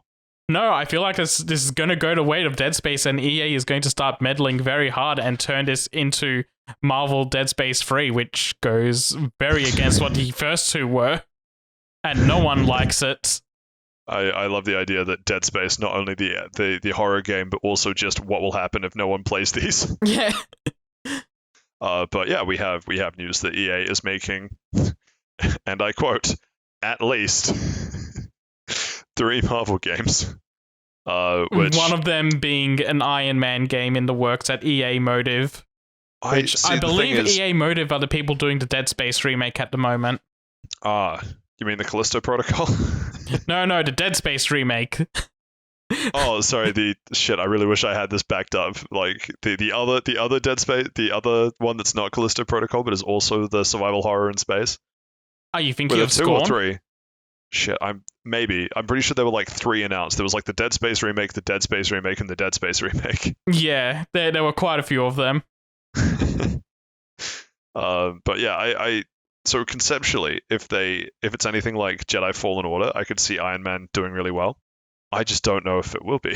Yeah, no, this is very much wait and see, but come on, guys, at least have something to show us when you're talking about these. Don't just say, yeah, we got 3 in the bag.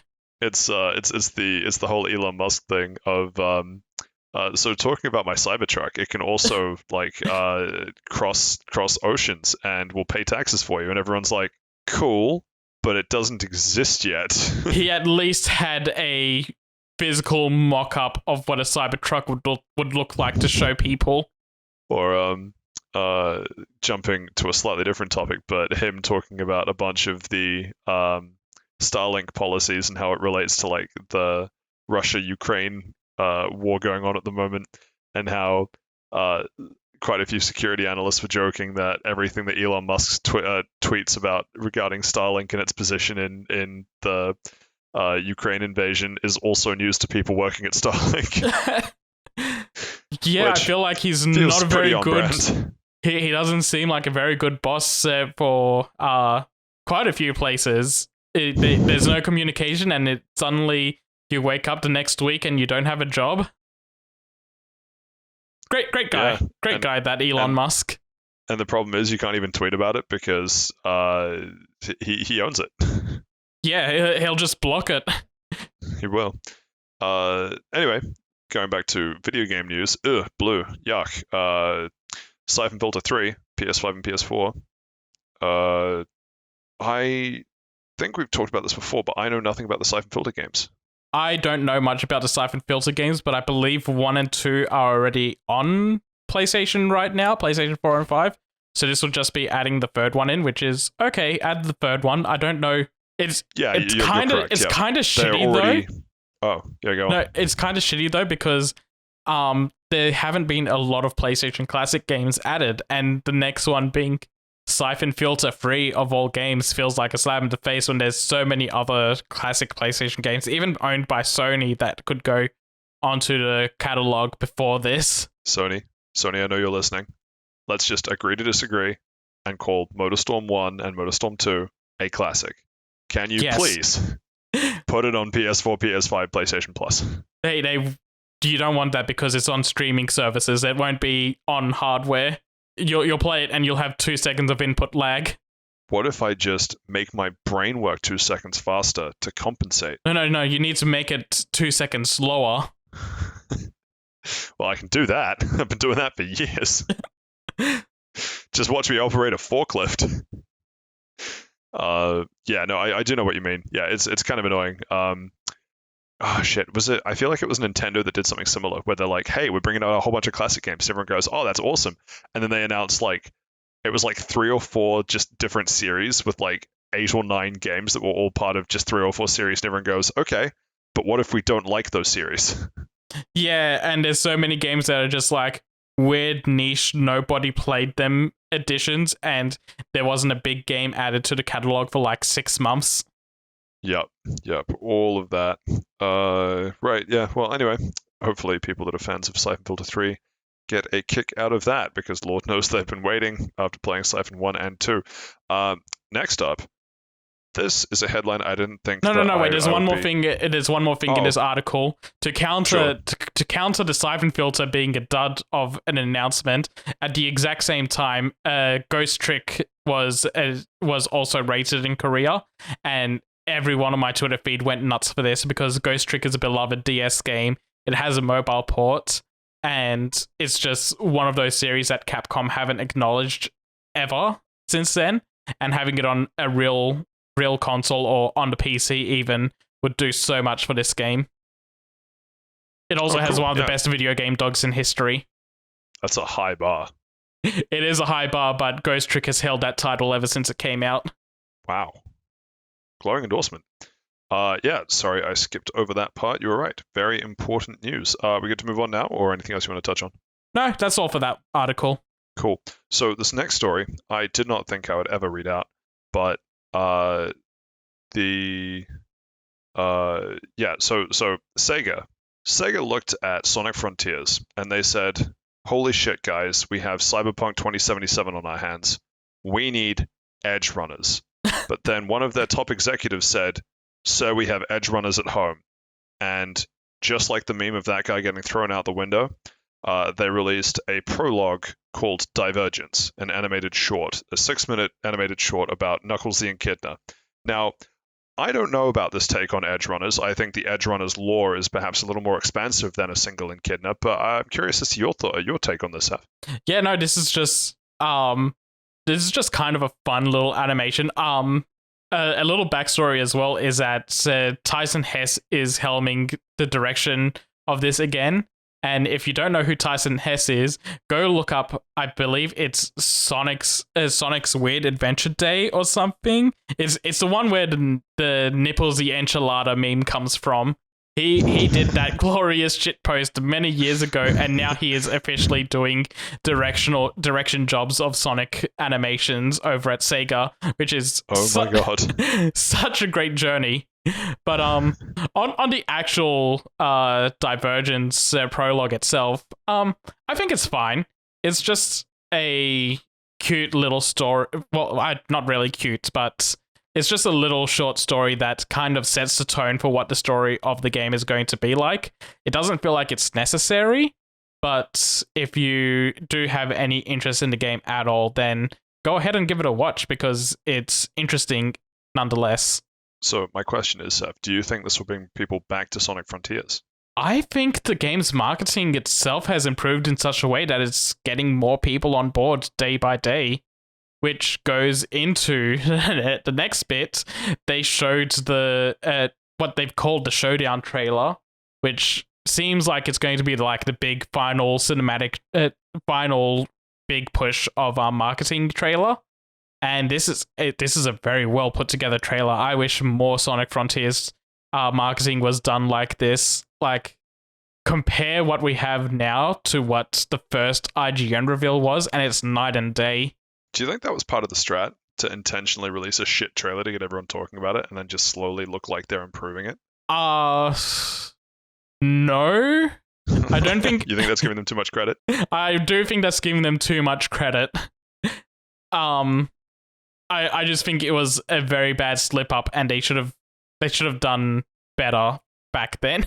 Like they apparently the builds that they gave IGN was months old. They should have given them like the E3 builds they had coming up or something that was a bit more polished than that. Yeah, I mean that's releasing soon, right? Sonic Frontiers. Yeah, 4 days from recording. Wow, you might even be playing Sonic Frontiers and listening to this in the background. Hello, people that are already bored with Sonic Frontiers. Nice to have you listening. Yeah. Did you watch Alpha Rad's video about it? I haven't yet. No, There were two big red flags in that video where he said Ubisoft Towers and Breath of the Wild to describe the map of this game. Aha. Interesting. Though those two are not words I want to describe a Sonic game. No, I can't imagine the nice, chilled out gameplay of Breath of the Wild really clashing nicely with the high octane action of I guess having an IV drip full of sherbet for 10 hours or however long Sonic Frontiers is. But hope it goes well because Lord knows there's been a history of bad Sonic games, so Yeah, be nice to take a dub for once. It's this close that I'm just gonna hold out any more judgment until I actually play it myself. But I'm just glad that the marketing picked up. Speaking of marketing, we have a very different God of War Ragnarok trailer featuring. I was thinking about trying to make a bit out of this, but I can't think of a way to just put Ben Stiller, John Travolta, and LeBron James into like a bit. Instead of meet the fuckers, we're meeting the fathers. Nice. That's great. I was also thinking of In fact, Ben Stiller, John Travolta, and LeBron James walking to a bar. You could go as far as to say that we're meeting the parents. You could. I feel like you need Robert De Niro, right? Is the other major player in that? He is, yes. Yeah. Why isn't he? Where's he at? Where Robert? I could have bought Robert De Niro as Kratos more than Ben Stiller. I don't know. I have a bit of a soft spot for Ben Stiller. One, basically he's raised great, on his shitty movies, and two, just him being dumb just brightens my day up. Thinking back to like Dodgeball, it's very good. Top skits. What this trailer really needed was a shot of him doing Blue Steel while dressed as Kratos. Absolutely, it did. Definitely a missed opportunity there. But yeah, it's a trailer that shows off nothing about the game, but is just Ben Stiller in a Kratos cosplay talking to people that have more wealth than you or I will ever see. Yeah, all his celebrity friends that are also fathers. The entire theme of this trailer is fathers getting together to talk about how Kratos is a good role model of a father in the new games and how they want to be more like him, to the point that John Travolta has shaved his head bald and is trying to grow a beard. A beard like LeBron James has. Yes. And all of them start going like, oh, I have emotional damage, and John Travolta's like, where's my emotional damage? Why don't you ever hurt me like the other kids hurt their parents? But yeah, I don't know that a huge number of people that didn't know about Ragnarok will suddenly be playing it as a result of this trailer, but I think it's a fun video that I'm glad exists. Yeah, it's super weird and corny, but I like it a lot. I'm not even excited for the game, but I think this is a great marketing trailer. It'll definitely get people talking. And the best part is, doesn't show off any of the weird combat or old build like IGN got. Anyway, keeping with PlayStation news, we have word that the VR2 finally has a launch date, February 22nd, and a price tag of wait, let me just make sure that I translate this into the right dollar value. One of your kidneys. Lot. Yeah. It's Seth, it's more expensive than the console itself. Are you thinking of selling your left or right kidney for this, or do you not really have a preference? Going off the Chainsaw Man hype recently, I think what I need to do is sell one of my eyes and sell a nut. Is that worth the same as a kidney? Like, what are we talking exchange rate wise? I feel like it comes out to about equal. I think those two together at least covers the controllers for the VR2. some Full Metal Alchemist fair exchange type shit. Yeah, definitely. Yeah, no, fair enough. Yeah, this is interesting. I've heard. I think together it's still less than some headsets are by themselves. Not all of them. Exactly. But I think it's cheaper than the Oculus if you buy a PS5 and a PSVR 2 together. That's the take that I've seen a lot of the internet have, in that people are talking about how the specs for what you're getting for that price, yes, it's expensive and more than the console, but it's still way above what you would otherwise be paying for a specific, like Oculus. I don't know what the benchmarks they were using was, but basically its price for what it is still very good, even though that benchmark is above the price of a console. Yeah. It's just enforcing the fact that VR is a very expensive hobby to get into right now. It is, and with the double whammy of none of the VR1 games working with it, and and to try and counter that, they announced like 11 new games with a total of 20 going to be available at launch. But my question, Patrick, is you're spending that much money on PSVR headset at launch. Do you think you have any money left for a game? Good point. I have seen in the probably not super trustworthy parts of the comment sections that you can mod your PSVR 1 headset to work with PC.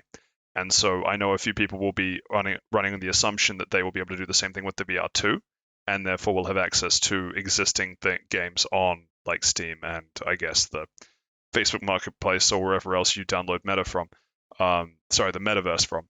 So yeah, I don't know. Sony might even do official drivers themselves at some point, because the DualSense controller has drivers for PC, and they've been making a little bit of a push into that market. So at some point, you might see official support come in for connecting them together. It would be very interesting to see what would happen if they did that, because then that would put them as a direct competitor to things like Oculus, rather than just sort of like a parallel competitor. But yeah, I don't know if there's too much more to discuss on that one. Yeah, no, just fucking expensive, but if you're going to go for it, put in an order right away, because at least then it's going to be a couple of months to pay off that order. I was kind of thinking about it, but at the same time, I'm like, no, there's too many things happening. Personally, I don't think I want to do that to myself. And you also need both kidneys, right? I also need both kidneys, yes. I am not a healthy person. I need all the help I can get. All the kidneys you can get. If you're willing to sell kidneys to Saif, let him know. You can use it to fund your PSVR too. Moving on, Embracer shutting down Squeenix Montreal 2 months after buying it. So, on one hand, this is about a mobile game studio shutting down. I feel a sick amount of schadenfreude and glee that we are reducing the amount of mobile game shit in the marketplace. The bad news is, because this is Squeenix Montreal, they were probably pretty good mobile games in the grand scheme of things. And now the fact that they're shutting down means that proportionally there is more shitty mobile games in the marketplace, and that makes me sad. It was things like Hitman Go, Lara Croft Go, and Deus Ex Go that were shut down from this.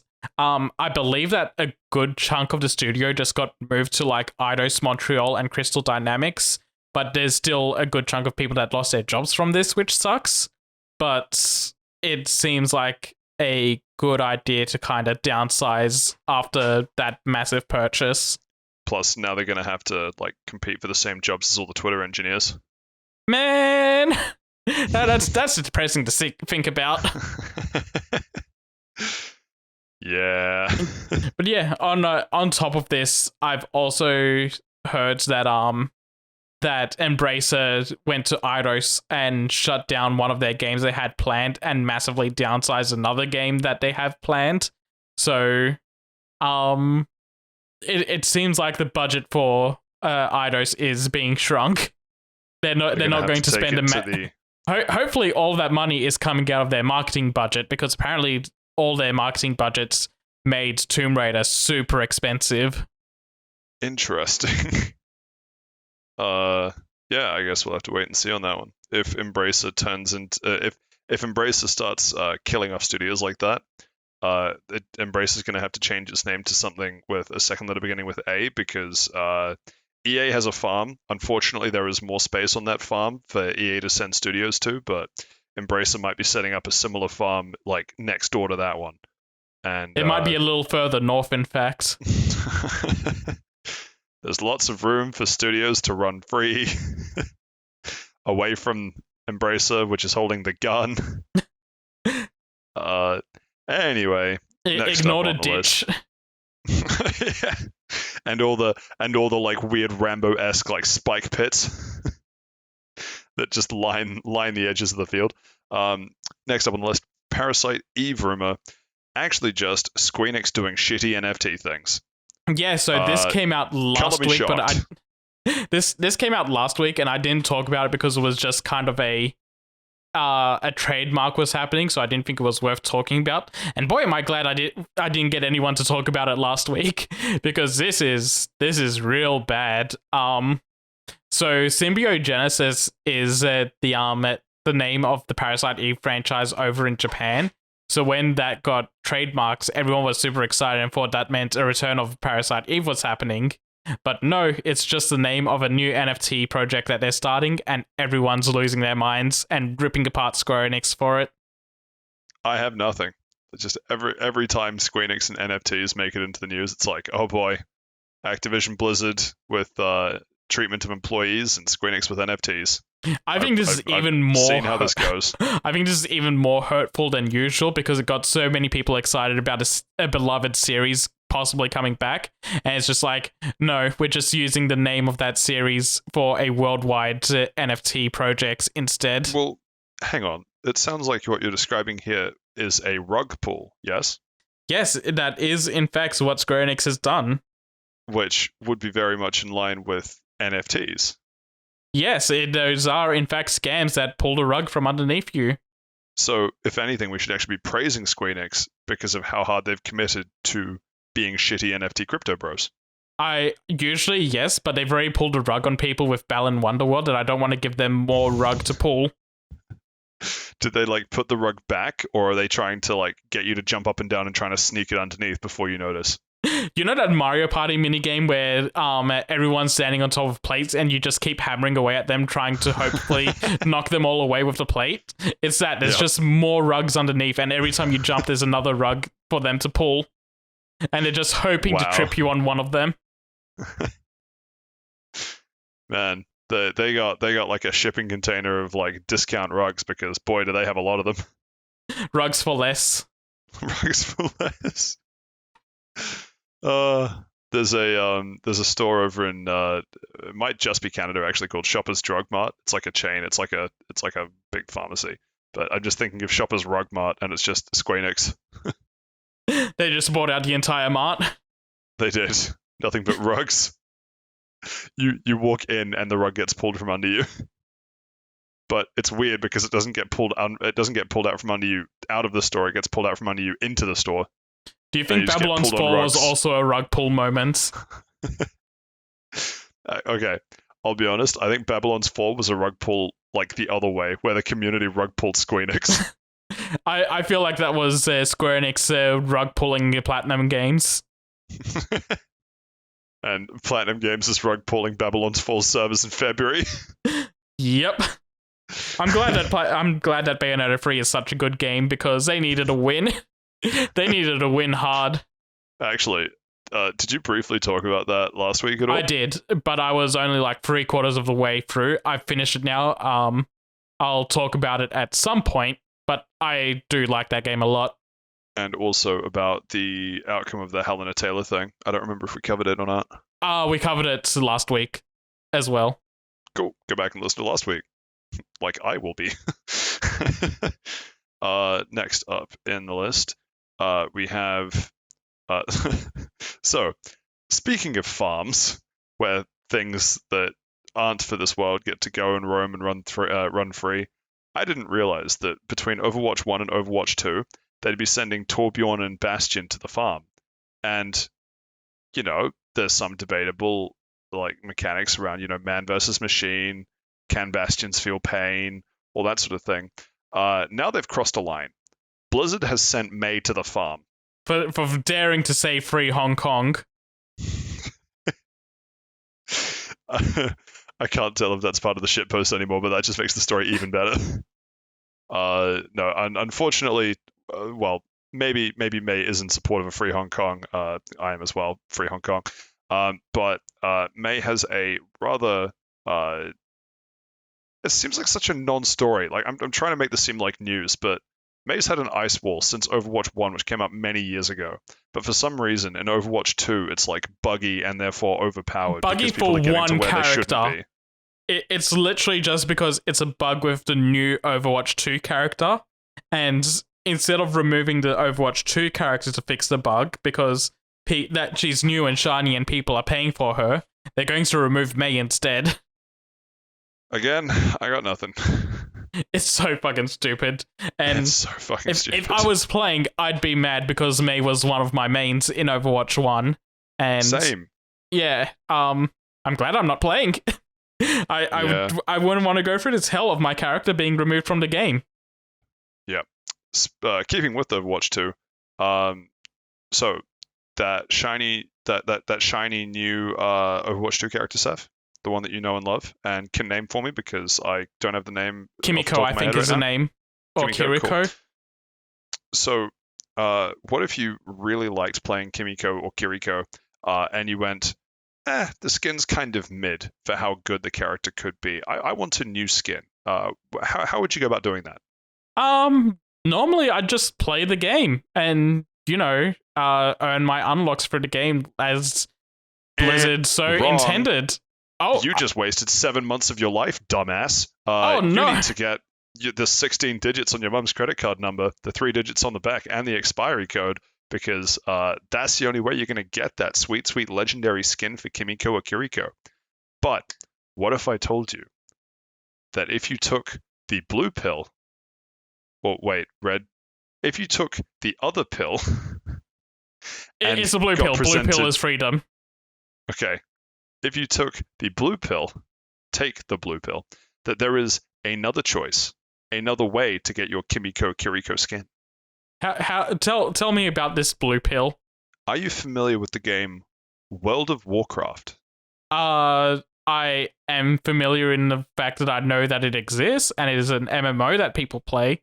So it's a game that was initially talked about as a shitpost in a South Park episode, and then Blizzard I also went remember and actually, that episode.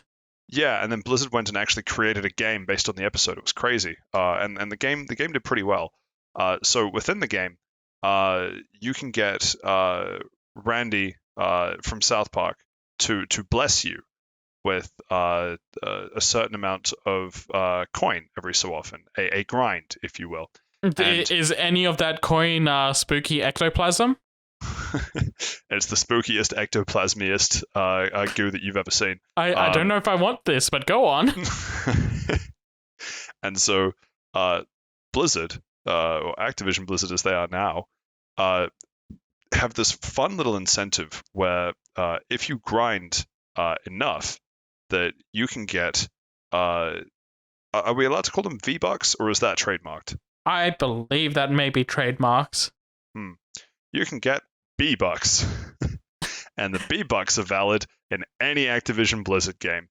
Well, within reason. I'm sure there are some that you can't do it with. But basically, the whole thing is that in WoW, you have a system that lets you purchase tokens with in-game gold. So if you grind enough in-game gold, Randy Marsh himself will give you the Sword of 1,000. Oh, damn it. Really wish I had this prepared earlier. What is it? Sword of 1,000. God, I wish I could help you with that, but I actually don't remember is it 1,000 myself. Truths? It was 1,000 Truths. Okay, yeah. Randy Marsh blessed you with the Sword of 1,000 Truths. You can go and sell that Sword of 1,000 Truths and earn your way to a little bit more of your Kimiko Kiriko skin, maybe like a glove or a helmet or something. But the thing is, so you either lose. I think it's mentioned in this article. Where are we at? We are at 32 weeks for a legendary.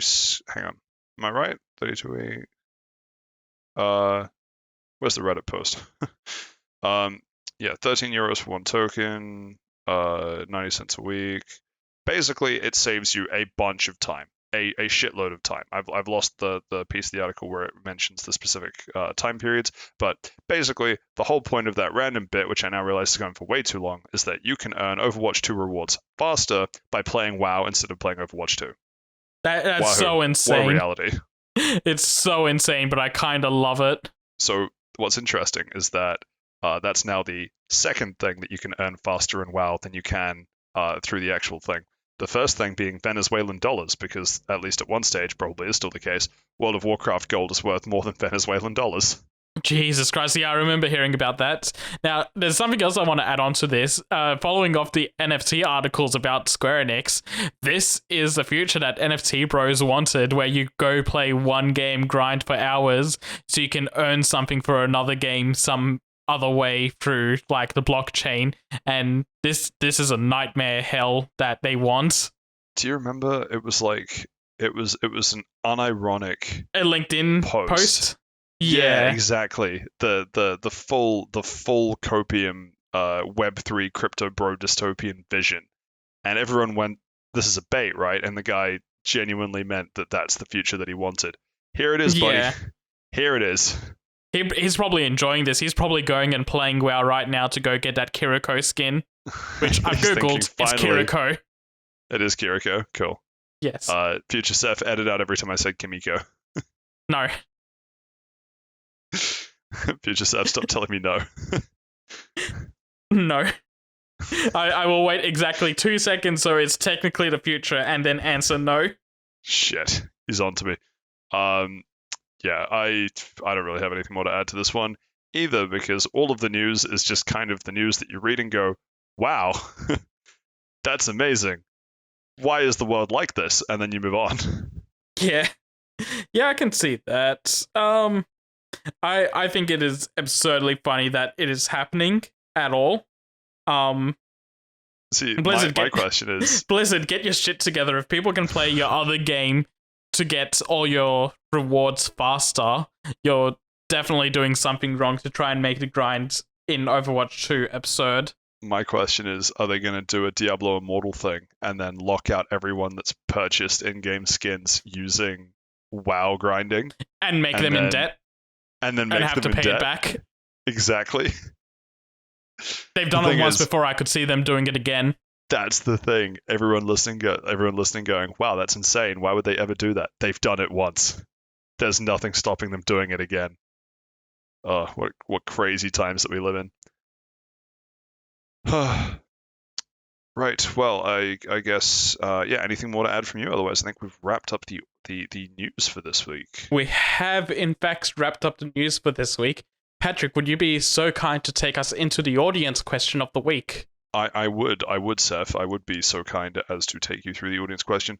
Audience question is, hey gamers, big fan. Please see your Christmas stockings this year for a copy of Thor of God of War. Interesting. With the rise of metaverse and virtual online social interactions, do you think the time is right for the return of PlayStation Home and the unique experiences it brought to the PlayStation community in 2008? Sent in by Rim Giant. Well, now I'm definitely checking my stocking under the Christmas tree. Yeah, It'll either be a harassment lawsuit or God of War, and I can't wait to see which it is. I'm looking at mine and it's just punching me in the face saying old games suck. Well, sucks to be you. Right, Seth, you want to tackle this one first? First of all, Yeah. did you play PlayStation Home? I did. I, in fact, got all the trophies in that because the services were ending in 3 months, and me and a friend who were trophy hunting together at the time were like, it'd be really funny if we got 100% in PlayStation Home right before services end. And me and the madman actually went and did it. Because a couple of the trophies were like, go and visit your friend's apartment. And then the last one we had to do was log in for 80 days when we had 90 days left in the game. PlayStation Home is just the like shitty 12, I guess 14 years old. Wow, that's weird to think about. At this point, metaverse, right? Yeah, basically, some would say it was ahead of its time. Did people have I legs in PlayStation am not Home? one of those people. Sorry, what was that? Do people have legs in PlayStation Home? They do, in fact, have legs in PlayStation Home. So it's actually better than the metaverse? It was at one point, but Metaverse now has legs, so it's becoming a fierce competition. I'm so glad that the metaverse is finally, after however many billions of dollars that have been thrown at it, catching up with a 14-year-old game that doesn't exist anymore. Right. So based on you actually having 100%ed, you are way more qualified than me to speak about this. What do you think? I think it'd be incredibly funny if Sony did spend the money to make PlayStation Home happen again, especially if they go all the way and do those weird events in the middle of it where you could earn things in games. Like I remember there was an Uncharted 2 event in the game, and if you did it, you unlocked a skin for multiplayer. There was a Killzone 2 one. They also had movie theaters where, predating Discord screen sharing, you could load up YouTube videos and watch them together in like a theater. Holy shit. It was, yeah, it was neat, and I'd be interested to see it come back. I don't know if I'd necessarily want it, but it'd be funny to see if it does happen. if you were Sony, would you limit it to PSVR 2, or would you make it? Can they make it compatible? Because they said that all PSVR 1 doesn't work. So would This anything that they're doing predates for PSVR PSVR 2? one by a long time, so No, I know, but I'm saying like if they brought it back, right? Because surely there'd be some VR spin on it, given how much they've invested in VR oh since. yeah, for sure. Would they lock it to PSVR 2? I imagine so. I think this would be something where they'd probably.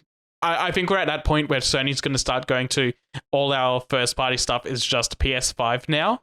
So if it did come back, it would be in that era of just being a PS5 game or a PS5 community more so. Yeah. What would trying to think of what my thoughts are. I think based on how much of a flop Metaverse has been, actually I saw something recently that Decentraland, which was I think $1.2 billion like hybrid space between a bunch of cryptocurrencies and the metaverse, had 38 active users, Yeah, it was incredibly which small. actually puts it in competition with Nickelodeon All-Star Brawl, the metaverse killer. God, that sounds weird to say. Unfortunately, I think Nickelodeon All-Star Brawl has less people than that. But not by much, which is the weird ballpark. Yeah, they're very compatible. But yeah, I don't know. I suspect so. Everyone that I see, because I have a VR headset. I've talked about wanting to get back into it to play Beat Saber and stuff with Josh, and I haven't gotten around to it. It's purely because of a space requirement on my end. I just don't have the space to use it comfortably, because if I reach my hands out, I can touch both walls. So Yeah, that is also currently what's going on with me for VR, and why I'm like, I want the VR too, but there's no way for me to put it right now. Yeah, exactly. And money situation. But that's another story. Well, all I'm saying, 2 kidneys, you only need 1. But so where am I trying to get to?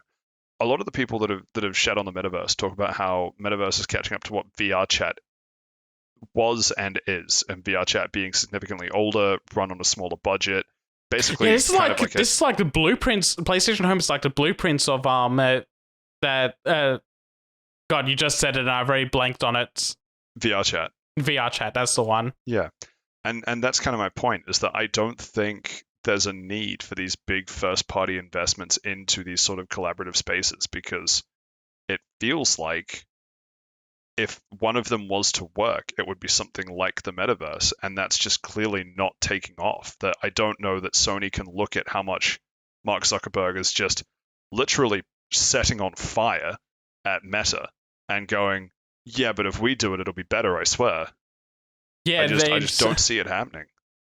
I think the thing that makes the metaverse harder to get into is that it's locked to Oculus community. Oculus is expensive. Also, people probably don't know what it is. With PlayStation, they have the opportunity to like go. Everyone on PS5 can use it. There's 25 million people with PS5s right now. They can do big marketing pushes at E3, or just put it on your dashboard as the first thing you see on the PlayStation Store. They'd be able to push it into your face more than Metaverse is currently doing. So you think that they could bring it back? I think they could. Do you think they would? I don't think they would. Now, the question I'm struggling with the most is if I think they should.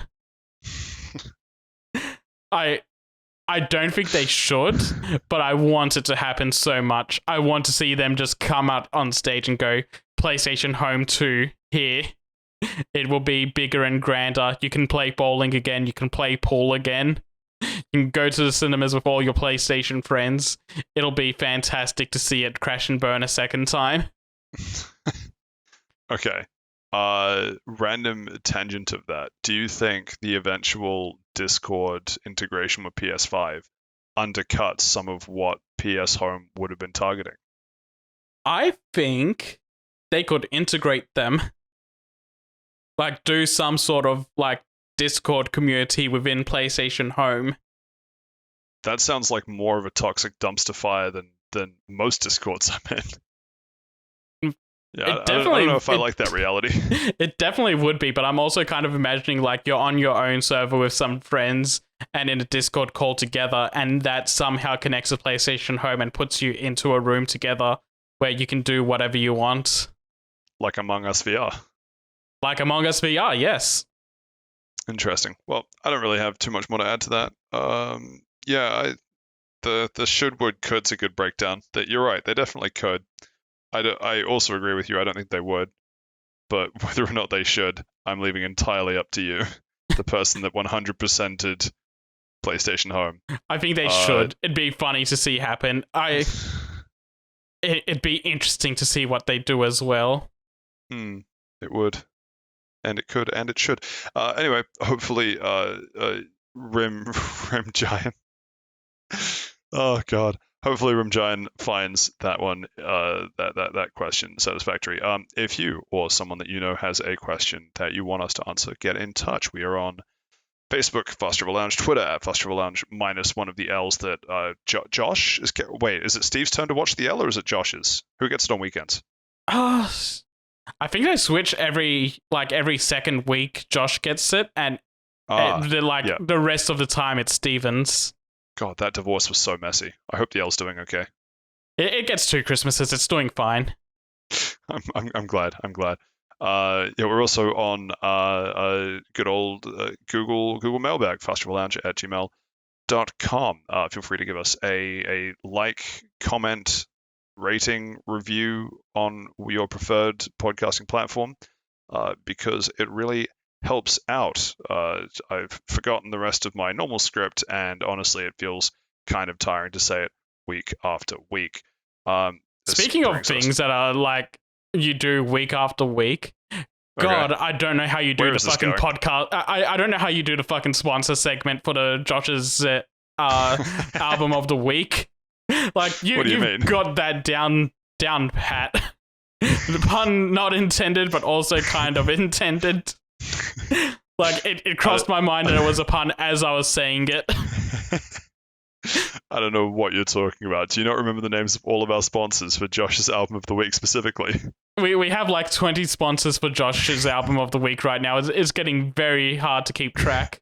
I think one of them was New Zealand specific even. I feel like we're just adding more sponsors rather than like turning any of them down. It seems, you know what? Eventually we're going to have to do Nintendo Directs to announce our sponsors. Everyone is here. Every sponsor is here. God, imagine the amount of money we'd actually be making if they were all sponsoring it. I mean, look at all the money we're making with all of those sponsors. It's nuts. It's nuts. In fact, it's donuts. Thanks, Krispy Kreme. I can afford one PlayStation VR 2 unit. But you have to share it with the 3 of us. And it swaps custody just like the L. Oh no. Anything you want to hint at for good old episode 49, Saif? I don't fucking know. We need to figure something out for episode 49, man. It's true. I've got big news. I'm poking it in the end here, and I'm not going to mention it to the other 2, and we'll just see how long it takes them to catch on. I'm getting a PS5 next week. Oh, shit. Yeah. Nice. Any plans on what you're going to play first on it? So I'm getting Ragnarok as part of like how the console comes. So okay. Are you going to play God of War 2018 first as a refresher, or are you just going to go right into Ragnarok? Because I actually finished I finished God of War 2018 playing like with a friend on a friend's PS5. I want to say recently-ish. That was probably 2020. Time is meaningless. Probably not. I'm still fairly familiar with like what the game is and where it left things, so probably not. I think that would take a bit too much of my time. But more interestingly for me, I'm also getting Rift Apart. Oh, nice! I am very excited to see what you think about that because I am as well. Enjoy that game quite a lot. In fact, I had it in my top 3 games of last year. I've been craving a Ratchet and Clank experience for a while, so this I'm hoping will scratch the itch. But yeah, I'm super excited. I'm getting the Galactic Red faceplate and controller, doing a little splurge. Nice. I need to get the purple one myself. I have the purple controller already. I want to get the purple faceplates. The purple also looks like the purple is like slightly below first pick for me. The red just edges it because I think the controller looks slightly better because it's just if the purple was like slightly darker, I'd be all on for the purple. But just because the crimson hits that like perfect shade for me, it's crimson for me. But I think red was also Trinity's first choice in the color scheme because she got I believe she got the red controller as well when those released. So but yeah, so looking forward to that. I won't be able to play it for I probably won't be able to play it as of next episode, actually. Patrick, big news. I just found out that there's a pink PlayStation 5 controller. I need to go change what I'm ordering. I believe there is also pink faceplates. Yeah, there is. No, I saw them. I think red suits. Oh, no, that's a cosmic red faceplate. So for some reason, they're like, people often buy the pink controller with the red faceplate. Ah, that's an interesting combo. Yeah, no, I saw the pink faceplates on offer, and I saw the pink controller and thought, it's fine. I think. Do we put them on the tier list? Crimson, not disgusting, but I think he actually I wouldn't put anything in he made it. Nothing made it, but he's here, red and purple. Yeah, I agree. But the pink, where does that place? Ooh, I'm feeling S. Probably an A for me. I think the blue would be slightly above the pink, just because it's like the pink isn't an exciting shade to me. It's pink for pink's sake. I can see that, yeah. If it was like a hot pink or if it was like a shiny pink, fine. But it's just kind of like pink is pink, you know? So anyway, as much fun as it is to get wildly off topic in what is literally the outro of episode 48, this is the end of episode 48. Thank you so much for listening. I have no idea what next week's going to look like because we need to figure out content. that we do. But until then, I've been Patrick. You have been... I'm Saif. Yeah, cool. I was it was going to be this cute like back and forth thing. It's, you know what? Don't worry about it. Don't worry about it. I don't think we've ever done that back and forth thing. I was thrown so off guard. And you've been listening to Fast Travel Line episode 48, and we'll catch you next time. Goodbye.